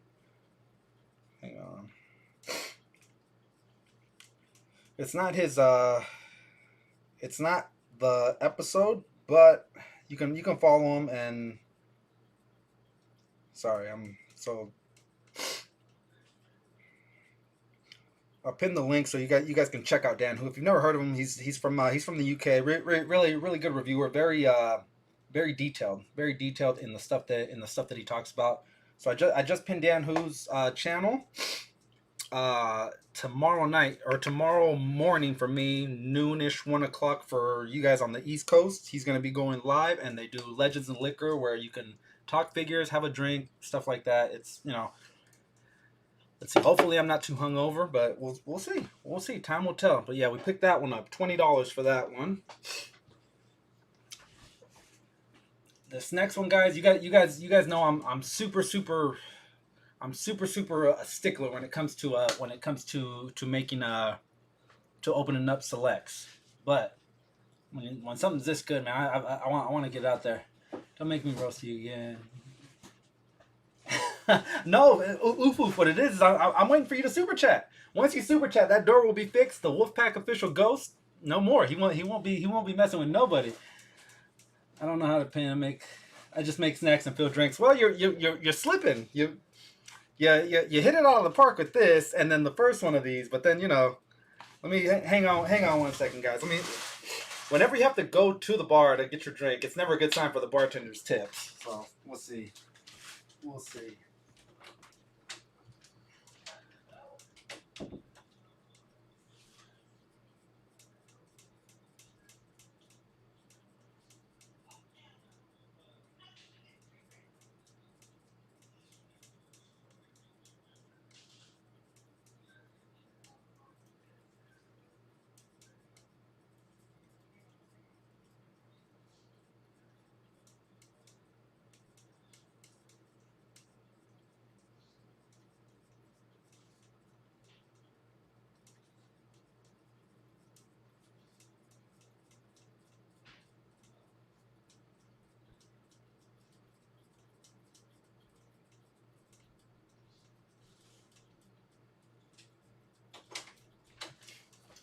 Hey, what it do, y'all? What it do? All right, let me move some stuff over. Chilling. I don't get paid. Maybe if you threw a few dollars my way. Hey, talk to Oof Oof, man. He's got all the answers. All right, guys. So if you guys know, a good apple juice should be allowed to breathe. If you don't let it breathe, man, it's, it's, yeah, if you're knocking back, if you're on like number 7 of your apple juice, sure, why not? But that first initial sip, you gotta let it sit for a little bit, man. Let it breathe. Let it soak up some of the air and the aroma. And then, speaking of soaking up, make sure you have something in your belly when you're drinking that brown apple juice, because it will mess you up, guys.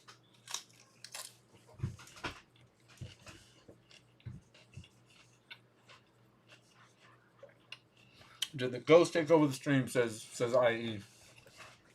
All right, let's open some stuff up, guys.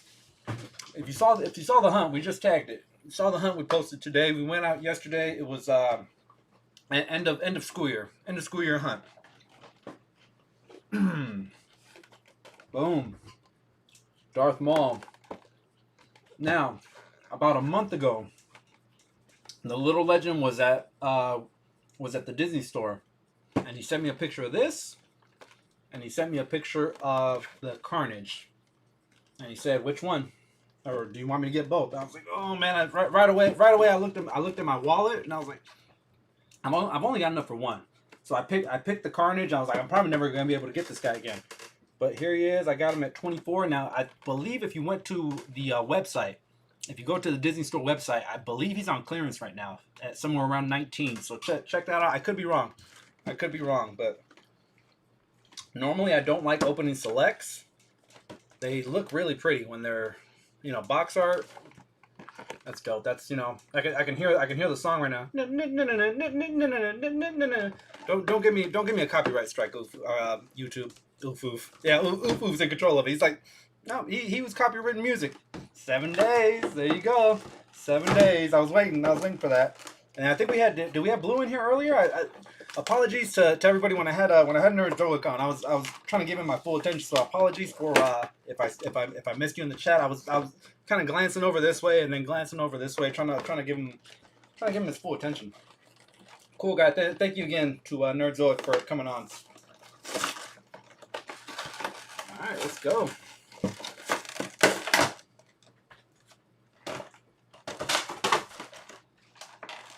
And then I didn't bring my cutters.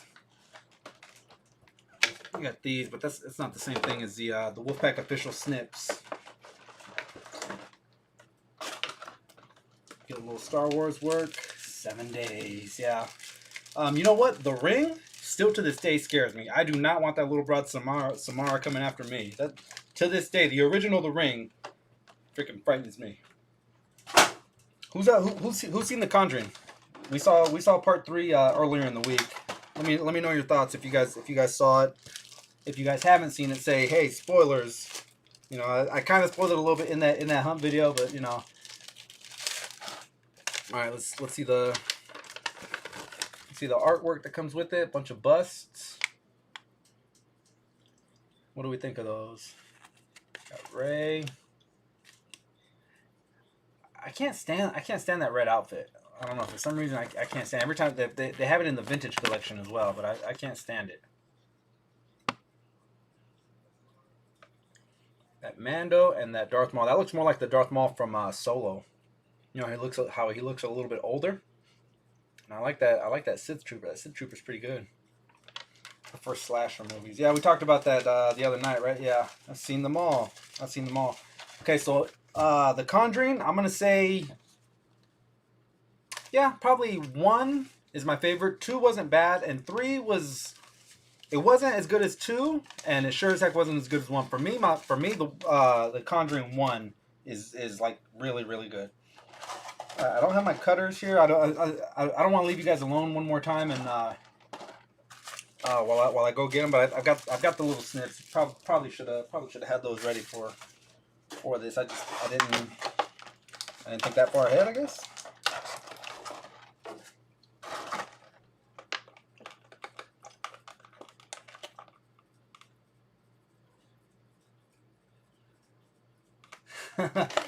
Oh, the Wolf Ghost. The Wolf Ghost cracks me up. The official ghost of the Wolfpack.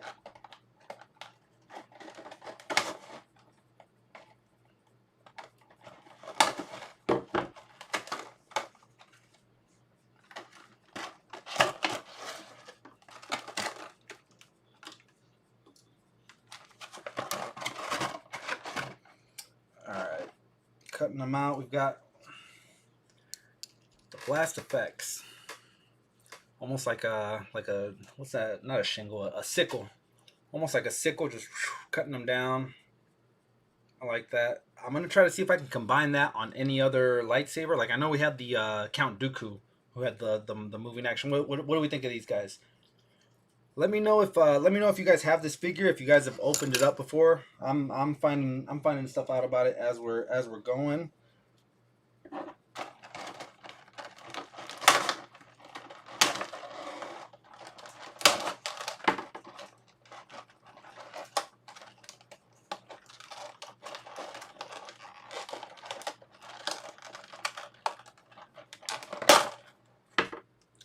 All right, bunch of useless plastic that we won't need. And another thing is Disney Store. Shout out to you guys, because you guys every time I say bring a bag or whatever, you guys get me for this reusable bag. I've got like 19 of these sitting in the corner somewhere. Reusable bags. All right, lightsaber 1. They look pretty similar to the lightsabers that come in the Black Series. It's a little bit fatter of a nub at the end, so that's not going to pour it into your lightsabers for Black Series, but it's cool that they're very similar. Got a blast effect. That can almost work as a kryptonite. If you guys got some ACBAs you guys are trying to try out, it's pretty good. Translucent, hard. Yeah, it's kind of hard. It's rigid. It looks like something can port right in there. I could be wrong, but maybe it attaches. And then it's got a cut right in there, so I think you could slide one of these lightsabers in and make it like you're deflecting. Yeah, oh yeah, definitely. Check that out. That's cool. I like it. That's the one thing about Diamond Select, is their attention to detail is ridiculously good. Ridiculously good. I'll be back on tonight too, says the Wolfpack official ghost. Yeah, let me know. Message me on the Instagram. Slide up in the DMs. Where you at? Slide up in the DMs right here, and let me know if you guys want to be on, man. If you guys have never been on a live stream and you're just looking for a platform to kind of promote your channel and things like that. Just chill, hang out, have a drink, do what it do. It's still up in the air. But if enough people message me and say that they want to see something like that, then yeah, I'll try to provide. Here's his extendo lightsaber. Dopest scene in the entire movie was that fight scene. He's like, we'll handle this, and the two Jedi break off from the troops, and then you say, and does it split? It does split. So you've got two lightsabers ready to go. That was the dopest scene of the movie, and of course the trailer spoiled it, because you want butts in the seats. You want people buying tickets. So of course you're gonna let that part out, man. Oh man, going back to I believe it was 1999 when that one came out. I could be wrong, could be 98, but I want to say 99. The hype train on that one was so big. Everybody wanted to see that one. So there you go. There's that. Bam. I only buy the Marvel Selects. Pretty sweet. Let's open up some of his hands. So he comes with 4 alternate hands.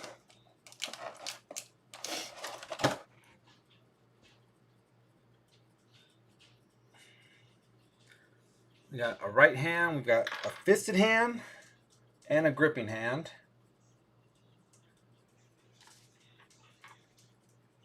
Left hand, we got a fisted hand and a gripping hand. All right.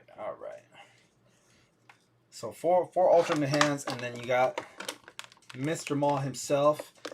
Now, originally, if you're only watching the movies, it was a travesty that he got killed in episode 1 and never gets brought back again. Clone Wars, the TV show, gave this guy new life. Gave the character a lot of meat, a lot of character development, which is something that people always complain about in movies. Like, oh, there wasn't enough character development for this guy, that guy. Well, you've only got 90 minutes to tell a story.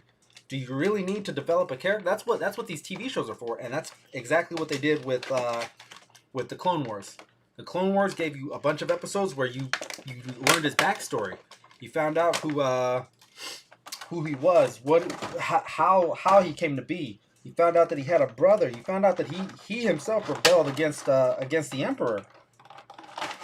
A lot of meat for character development on the Clone Wars. Right now we're in season 4, I believe.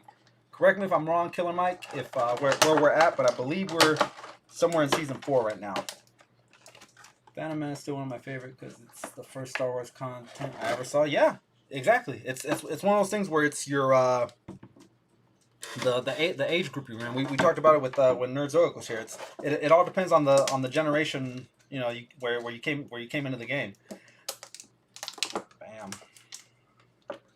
All right, get rid of that. You know how we do.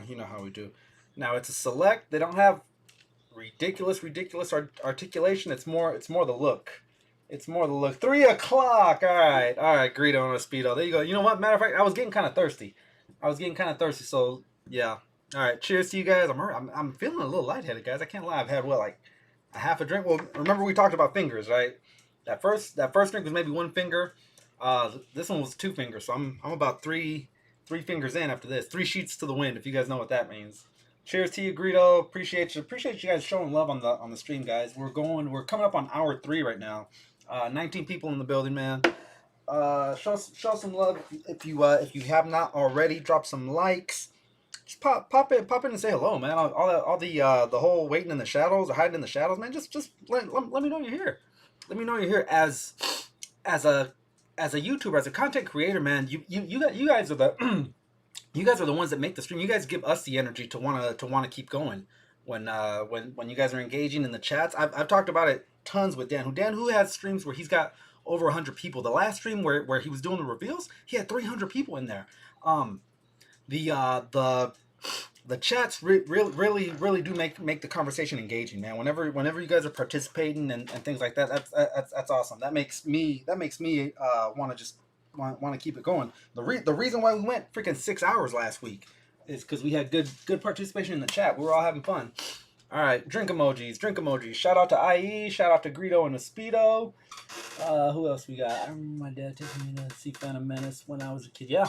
Let me have this drink, and I'll tell you guys. Let me get it right.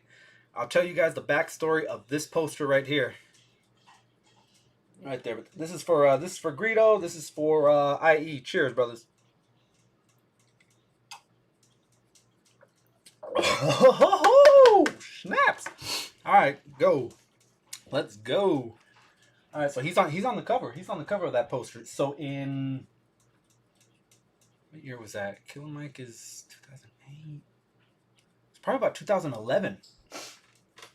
2011, they re-released Phantom Menace on the big screen. I took Killer Mike to see it. Mischievous was either too little or hadn't been born yet. He had to have been too little because Killer Mike, that's a man's drink. Yeah, you are right. Killer Mike was probably about 5 when they re-released it, and they re-released it in 3D. But I wanted him to get the same experience that I got watching it for the very first time, and it did. The pod racer scene, still to this day stands out in my mind. Like he legit cheered when Anakin won. He almost sat up, but he was like, yeah, he won. To me, I've seen the movie 10 times at that point, but that was his first viewing of it.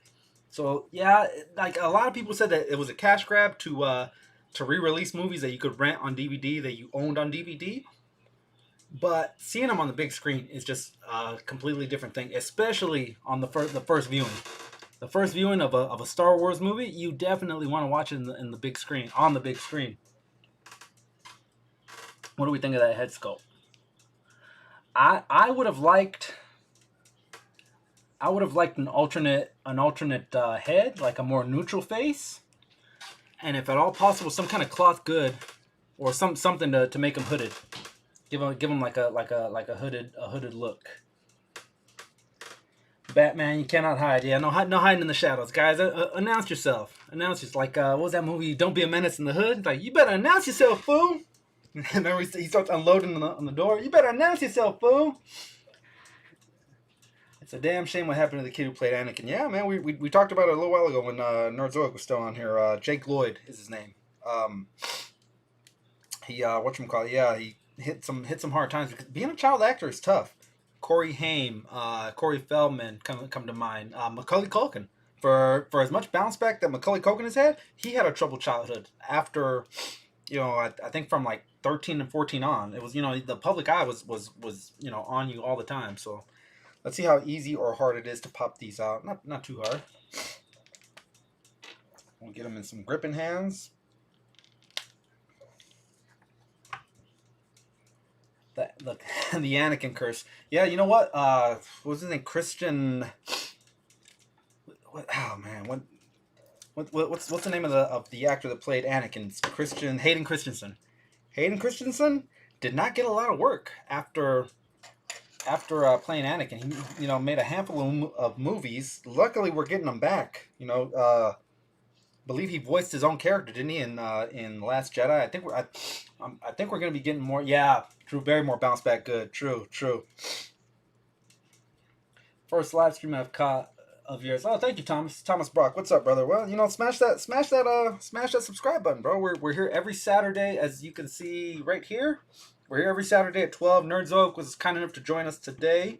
Last week we had Collector's Crush, and I've got next week's guest. If you've been paying attention to the stream, I've mentioned them a few times already. But next week's guest is another good friend and one of my favorite YouTubers.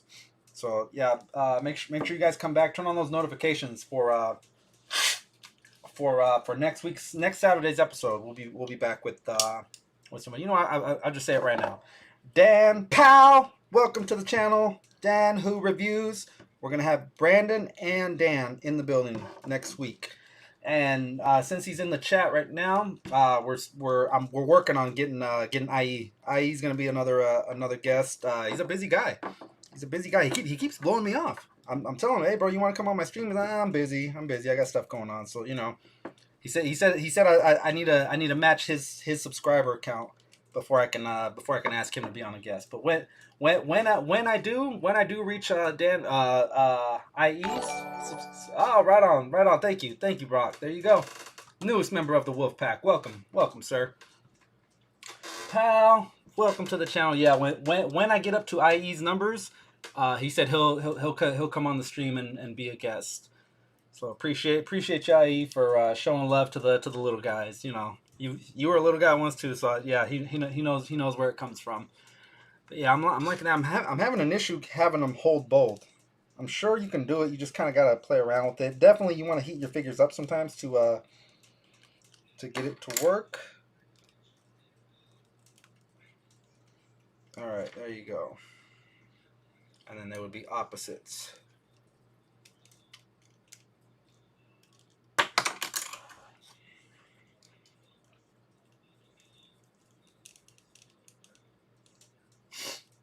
All right, there you go. IE is such a diva. He is. Yeah, he was like, he said, I'll think about it, right? When I said, you want to come on and be a guest? He said, I'd think about it. And then he sent me his, the barcode for Cash App. I was like, what is that? I didn't understand. So he said, I'll think about it. And then he sent the barcode. So it is what it is. We'll get him eventually, guys. We'll get him eventually. Let me get some IEs. Type in all caps IE a bunch of times, and let's see if we can coax the beast into coming out. Let's see what'll happen. But that's cool. I like that effect. Don E just subscribed. Thank you. Is it Don E or Dan E? Looks like Don. Thank you for joining. Shout out to Jamie. Jamie's another one of the Thursday crew. We're starting up our own little clique as well. The Thursday crew. Shout out to Jamie. Jamie's out there in the UK as well. So yeah, quick. I'll give you the heads up. Jamie. Next week we're gonna have Dan and Brandon will be joining us here on the Dan Who Show. Tomorrow look for us on Legends Liquor. Jamie's on there. Jamie's a regular on Legends and Liquor. I'm loving this. I'm loving the effects. So then you get the you get these skinny ones. There you go. Come on, bring the beast out. Bring the beast out. You keep calling his name, and he eventually he'll come. Eventually he will come for you. So you got that for $30. You were able to get this figure with the There we go. Okay, let's see. No free snacks, right? Okay.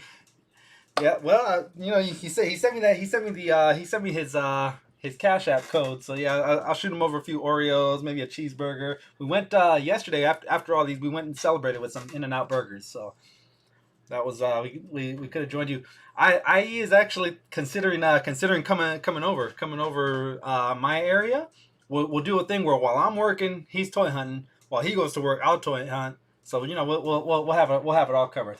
Speak of the devil, and he shall appear. Yeah, yep. And then Jamie, you're welcome, bro. You're welcome. Hey, we're all a community.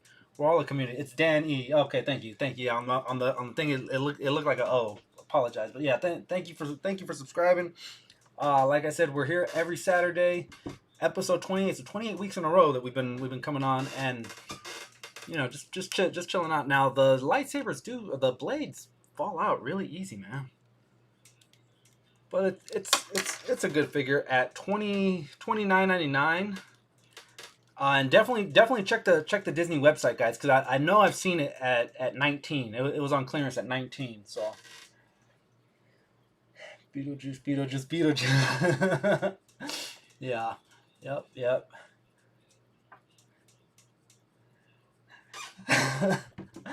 I heard if you say IE's name 3 times in front of a Motu display, he appears. So there you go. Yeah. Ooh, guys, that drink has me kind of.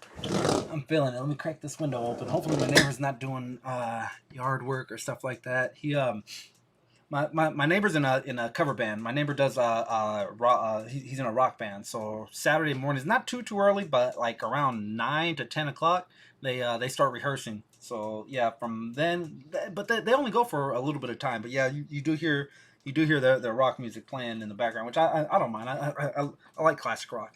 Anything from like 60s, 70s, 80s. That's my jam right there. As you guys know, like if you guys are following us here on this in the stories, I always like to add music to it, just because it's for the one person who's feeling the vibe. You're just like, oh, yep, it hits. I mean, someone told me that when music hits, you feel no pain. So, cheers to you guys. Oh, wait, drop some emojis. Drop some emojis. You guys want me to take a drink? Drop some emojis.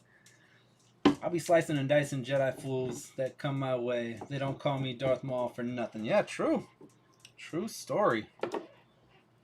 True story. All right, we are in our 3rd hour of streaming.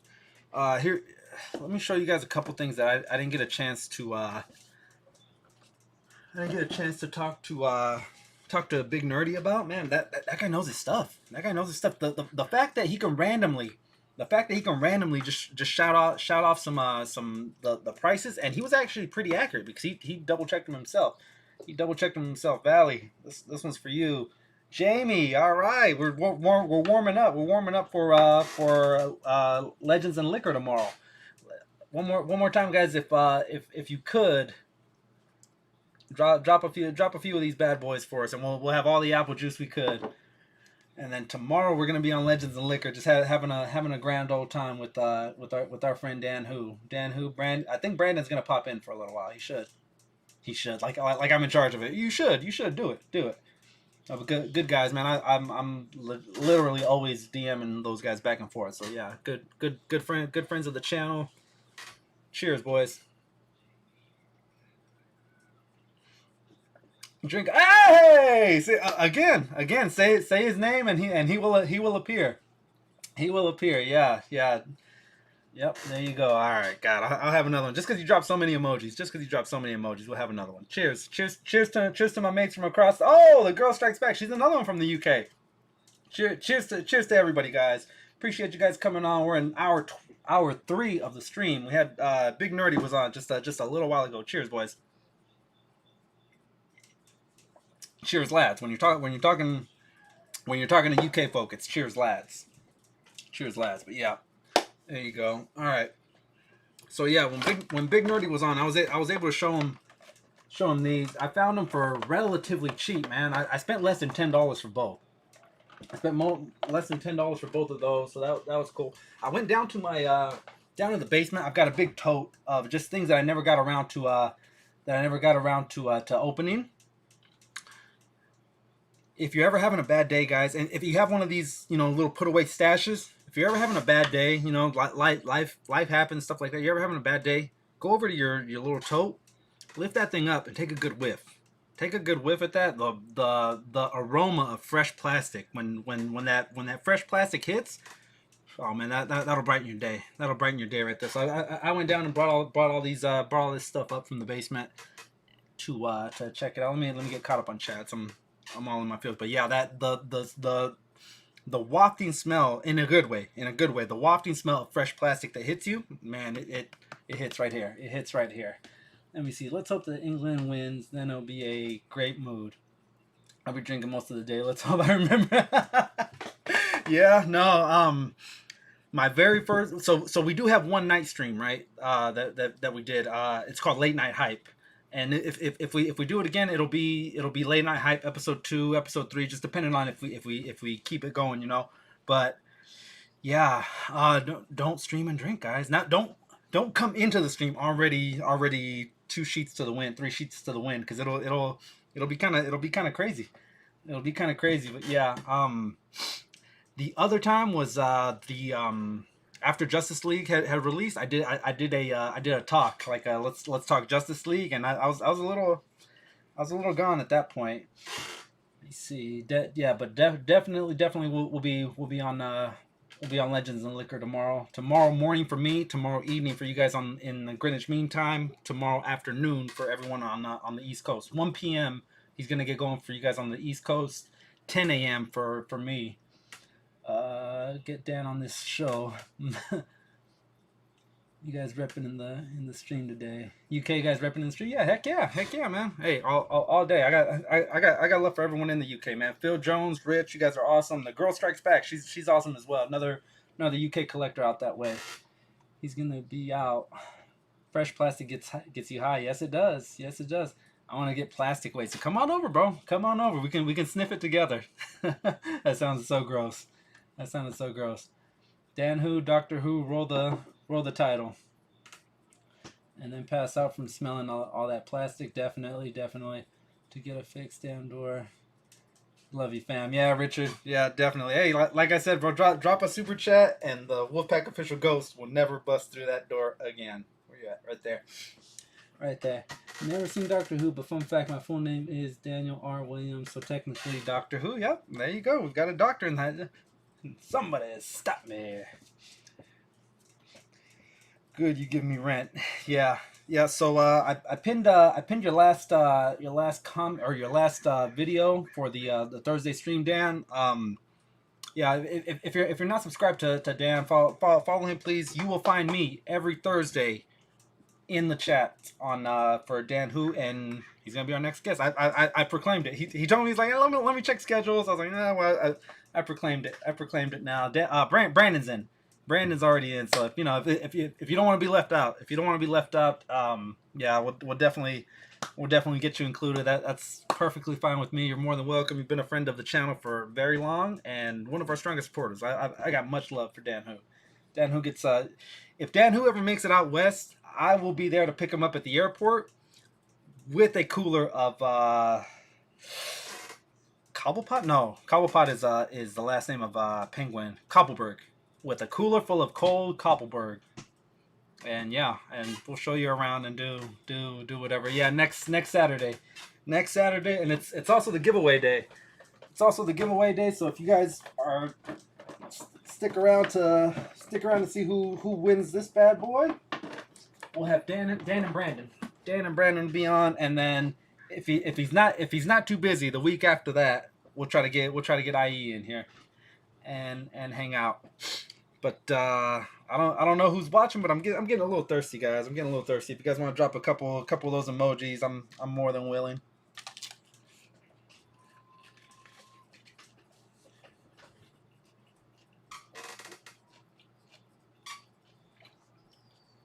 But yeah, I always take a whiff of 40-year-old comics. Oh yeah, that would be dope.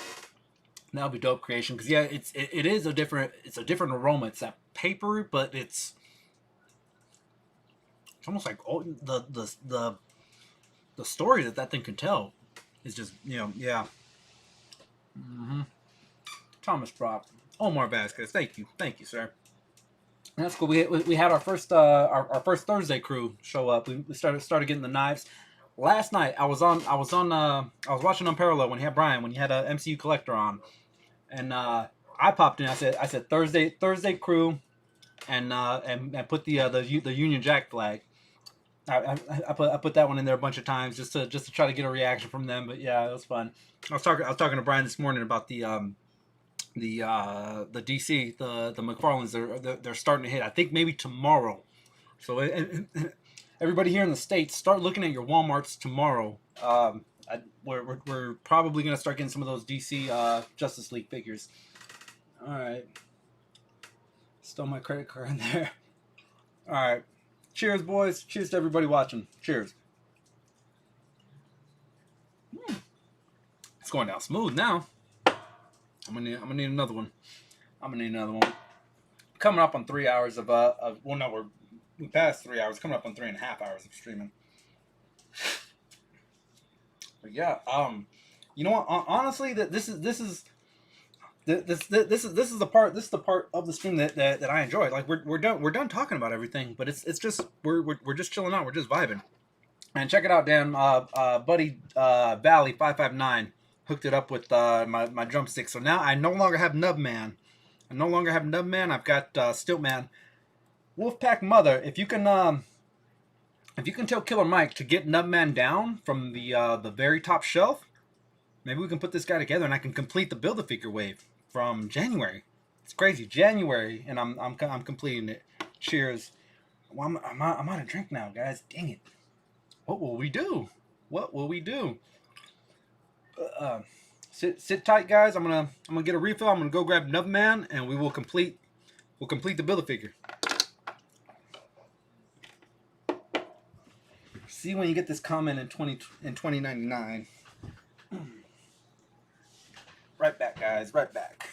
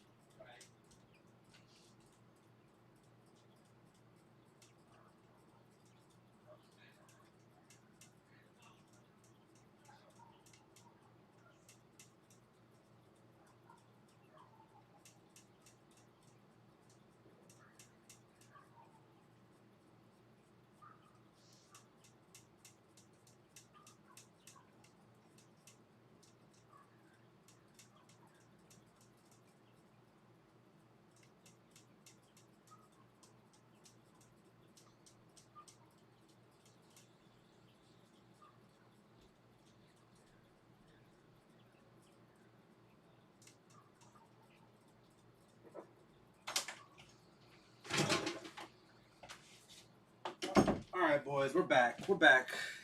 Lads and gents. Oh man, ghosts all over the place. Holy, what did I miss? What did I miss? All right, here's my bottle of apple juice. YouTube, here's the apple juice. It is from Tennessee. Tennessee's finest is what we're drinking. Let me get caught up in the chats. I don't know what is going on here. All I see is ghost emojis. The Wolfpack official ghost. Did he take over the stream? What? Let me see here. Just bring the bottle in the room. You're not slurring yet. If I'm gonna make it to a nighttime stream, I'm gonna have to slow it down a bit. Fuck on your ass. How about we enter that giveaway? How do you enter that giveaway? Okay, so the the comment that is pinned at the very top of the chat, is the one that's got the details. So follow the steps in that video, and you'll be eligible for the queen. I think at the time of going live today, 3.5 hours ago, there was 25 people entered. So you've got a 1 in 25, 1 in 26 if you enter the competition. Just bring the bottle, says you're a beast. Start hunting tomorrow early morning on a car boot sale. Sorry. So I'm gonna drink up. Good stream. I will catch up with the rest of the stream tomorrow. Yeah, definitely. There's always rewatch, and like I said, I'm trying to make it very rewatch friendly, so that way everybody feels like they're a part of it. Because I know with me, I watch a lot when I'm laying in bed. I use YouTube as a white noise to try to help me fall asleep. So I play everybody's stuff while I'm laying in bed. Sometimes I fall asleep watching it. But that's actually beneficial to you guys as content creators, because it rolls over into your next video and so on, and your watch time goes all the way up. So one of the first people that I reached out to like that was Sunny. Sunny Plays with Toys. If you guys know him, and I told him you've got a very calm and soothing voice. I watch 1 to 2 videos and it knocks me out. And in all fairness, he took it in stride. He laughed it off. He laughed it off and was like, yeah, that's all right. That's all right with me. Fill the chat with ghost emoji. Okay, so it's Dan. Dan's the one that did this. Let's start pretending we've seen a ghost while he's gone. Ghost emojis. Gosh. All right. Let me see. Ghost emojis.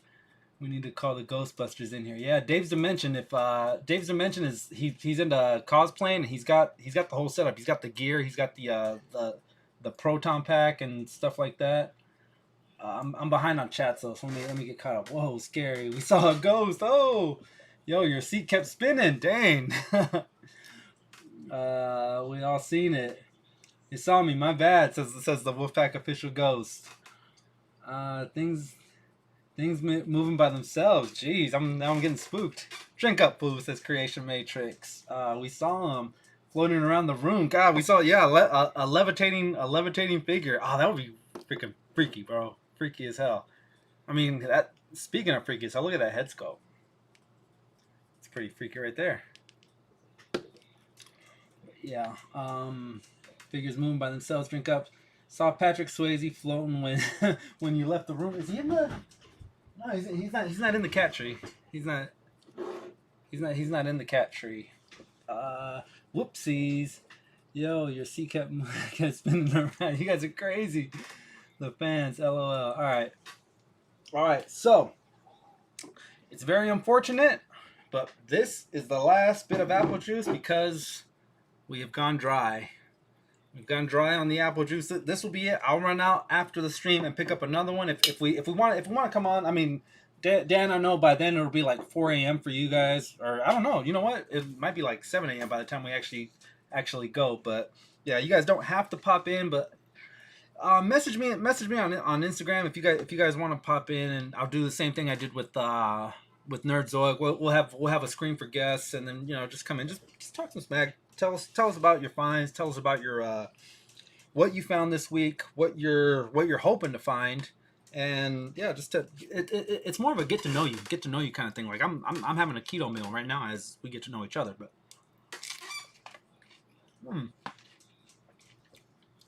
I just remembered I owe some people some drinks, so cheers, boys. Cheers, lads and ladies. Nothing worse than the bottom of the bottle. You are not wrong. I heard Wolf Mom cut you off. Yeah. Well, I cut myself off because I killed that bottle. I killed that bottle and kept it pushing. Treetop. Cheers, guys. There you go. All right. Do not watch The Conjuring 3 in the house. We did. We watched it. What did we watch? I think Tuesday or Wednesday night. It wasn't bad, but it wasn't good. It's kind of in between. It's not the worst movie from that universe, that movie universe. Also not the best. To me, I think the first Conjuring was the very best one, and that's why it sparked off a whole universe. On the strength of how good that one was. Jeez. All right, guys. Valley, Dan Who, Omar, Richard, Jamie. Cheers, boys. Who got oof. One more. All right. Cheers, boys. We're kind of doing it to ourselves though. We're pounding this liquor. I mean, legit. This is all the liquor I have in the house. I'm gonna have to have my wife drive me to go get a little bit more for tonight's stream.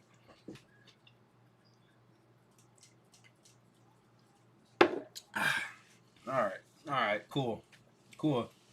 No, you can't cut them off. All right, Nubman. I talked about this back in January. Like, I'm not gonna feed the scalpers. I'm not gonna feed the scalpers and buy your $40 hand ninja because everyone's after the legs. So yeah, I did. I had a Nubman and he was solid. I was perfectly happy. I had not Sasquatch, Wendigo. I had Wendigo. The way he was displayed, Wendigo is like this, and then I had Nubman just slide in. So it's almost like he was displayed. But thank you to Valley for hooking a brother up. And they are big. Look at the comparison from his nubs to him. And then if I'm not mistaken, I saw Dan Who's review on it. You can pop this off, I believe. Yeah, there you go. And that's how you make the extensions. Leave a comment below if you guys have a Stiltman. If you guys have how many do you guys have? Comment that below. Let me know. And I'll put this guy together again one more time. I cannot thank Valley enough. Thank you, bro. Thank you. Not only did you find Lady J when I was stuck at the mercy of GameStop, but you unknowingly hooked me up with the legs of Stiltman. Bam, there it goes. That's so cool. I'm happy here. He doesn't have to be any taller than this. Thank you, Valley. Thank you so much, man. I can't not thank you enough for this one. Thank you, man.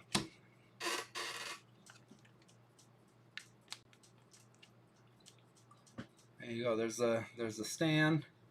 And you know what? About a month ago, because he said he was gonna send me a little something with the Major Blood. But I was like, you know what, bro? I found Major Blood. I appreciate the offer, but I found it on my own. Yeah. So he was probably planning on sending me these way back last month when I found Major Blood. But yeah, super dope, man.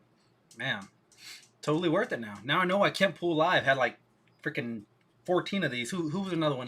Manny, or X Manny. Had I think the last time I checked, he had 7 of them. So I mean that's pretty tall. I've seen people. Some of the hacks I've seen is you drill into the leg and insert a little rod, like a metal rod, so that he doesn't tip. Because yeah, I have seen that he keels over a little bit from the plastic. For Wolf Mother, all right, Wolf Mother gets a drink. All right, this is the last class, guys. So let me get a bunch of these emojis one last time before we get out of here. Dan, what time is it over there for you? It's what, like 10? It's close to midnight, right? Close to midnight for Dan and Jamie. Dan and Jamie are pretty close to midnight. After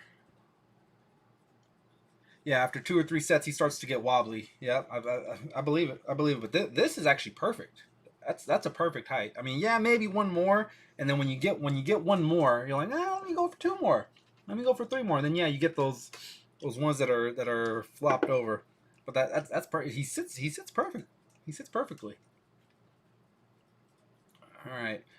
Okay, so I believe this video is going to be processing for the next like 6 hours. So I won't be able to put an announcement that we're going live later tonight, but we'll go live. I'll try to get a few people in here, and yeah, we'll just chat. 11:30. Yeah, so it's 3:30 here. You guys are 8 hours ahead. 8 hours ahead of us.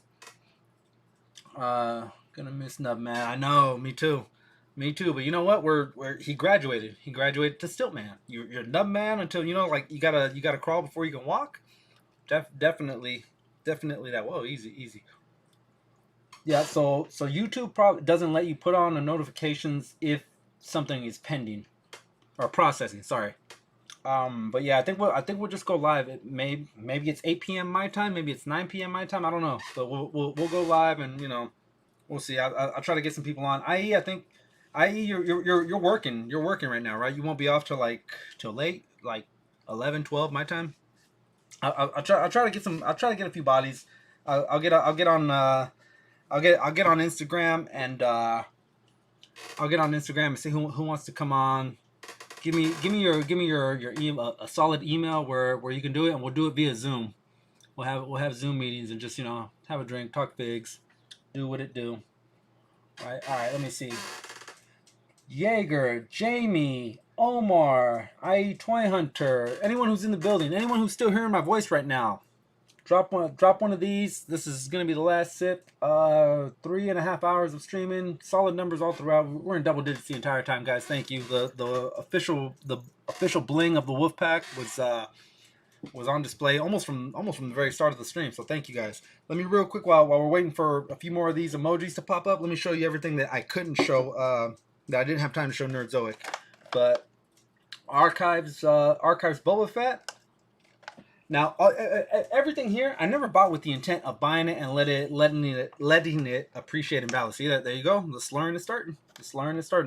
I didn't buy these with the intent of letting them appreciate in value. They got pushed back and pushed back. New things started coming out. At the time, I wasn't making videos twice a week. I'd get one a week if I was lucky. Maybe one every 2 weeks. So things started stacking up really quick. So I pushed it back, and now we're sitting on a plethora of old figs. This one was also in the I forgot to add it, but this entire haul came from one guy. We went to Mercari to do it. If you guys missed that part on with Nerdzoic, Redline Boba Fett, Darth Revan, Prototype Boba Fett, the template for all the clones, Jango Fett, Jaina Solo, 5 figures, $70. Still sealed, still mint. I don't know what was up with that guy. He lost his mind, broke up with his girlfriend. I don't know what it was, but he was selling them all. So start at midnight, then it's 8 a.m. for Dan and Brandon. Yeah, but if I start at midnight, there's no way I'm gonna make it onto Legends and Liquor on Sunday, because that's gonna be super late. Try to do it from work, man. Just position it somewhere. If you gotta go abruptly, you gotta go abruptly. It is what it is. But yeah, all right. I'll have some drinks to some guys. Let me see. Jamie, Valley, IE Toy Hunter, Omar, Jamie again. Good afternoon, folks. Gary's Girls, what's going on, bro? We're out here sipping apple juice on a live stream. Jaeger, another one. This is the last of the apple juice. Our apple juice bottle has run dry, so it's gonna be the one. But yeah, cheers, fellas. Ooh, all right, done data. Boba life, yes sir. All right, man. Well, jump on Instagram. The 11 people that are still in here, we're getting ready to get out of here. The 11 people that are still in the building. If you guys want to come on to the live stream tonight, be a guest, talk a little smack, talk a little figs. Let us know who you are. Let us know about your life. More than happy to bring you guys on. Get at me on Instagram. Slide in the DMs right here, and we'll work something out.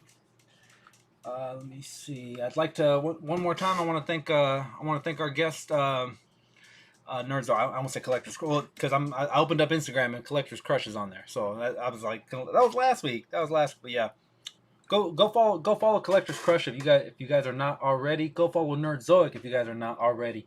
IE Toy Hunter is another one we're trying to. He's almost at 1,000 subs on Instagram. Same thing with Nerdzoic. Super cool guy. I mean, he spent tons of time. He gave me at least 2 hours of his time, at least. That was super awesome of him. I've got mad love for Nerdzoic, man. Really good guy. Who else? Shout out, man. Who wants a quick shout out for the 13 people still in the building? Omar Vasquez, Gary's Grail. Who else is in here? Jamie's gonna be on Legends of Liquor tomorrow morning, night for him, evening I guess. But yeah, if you guys aren't subbed up to Dan, who I just pinned the comment a little while ago. Make sure you guys sub him up, and we will be on his channel tomorrow morning for me. I'm gonna have to get up early if I'm streaming late. But yeah, it's gonna be a tough one. Trying to get those watch hours up, I guess. But yeah, all right, guys. Deuces. Now I know why Dan who does the awkward wave. I was watching Unparalleled. And he's actually got an outro. But yeah, shout out to everyone watching us on replay. Thank you guys. Thank everyone for hanging out with us. Appreciate you guys. Still letting the timer click off. Deuces. I don't want to take Dan's thing. That's his thing. The awkward wave. I don't want to take his thing. So I'll be like deuces. They told me, the UK guys told me that this way is almost like doing that.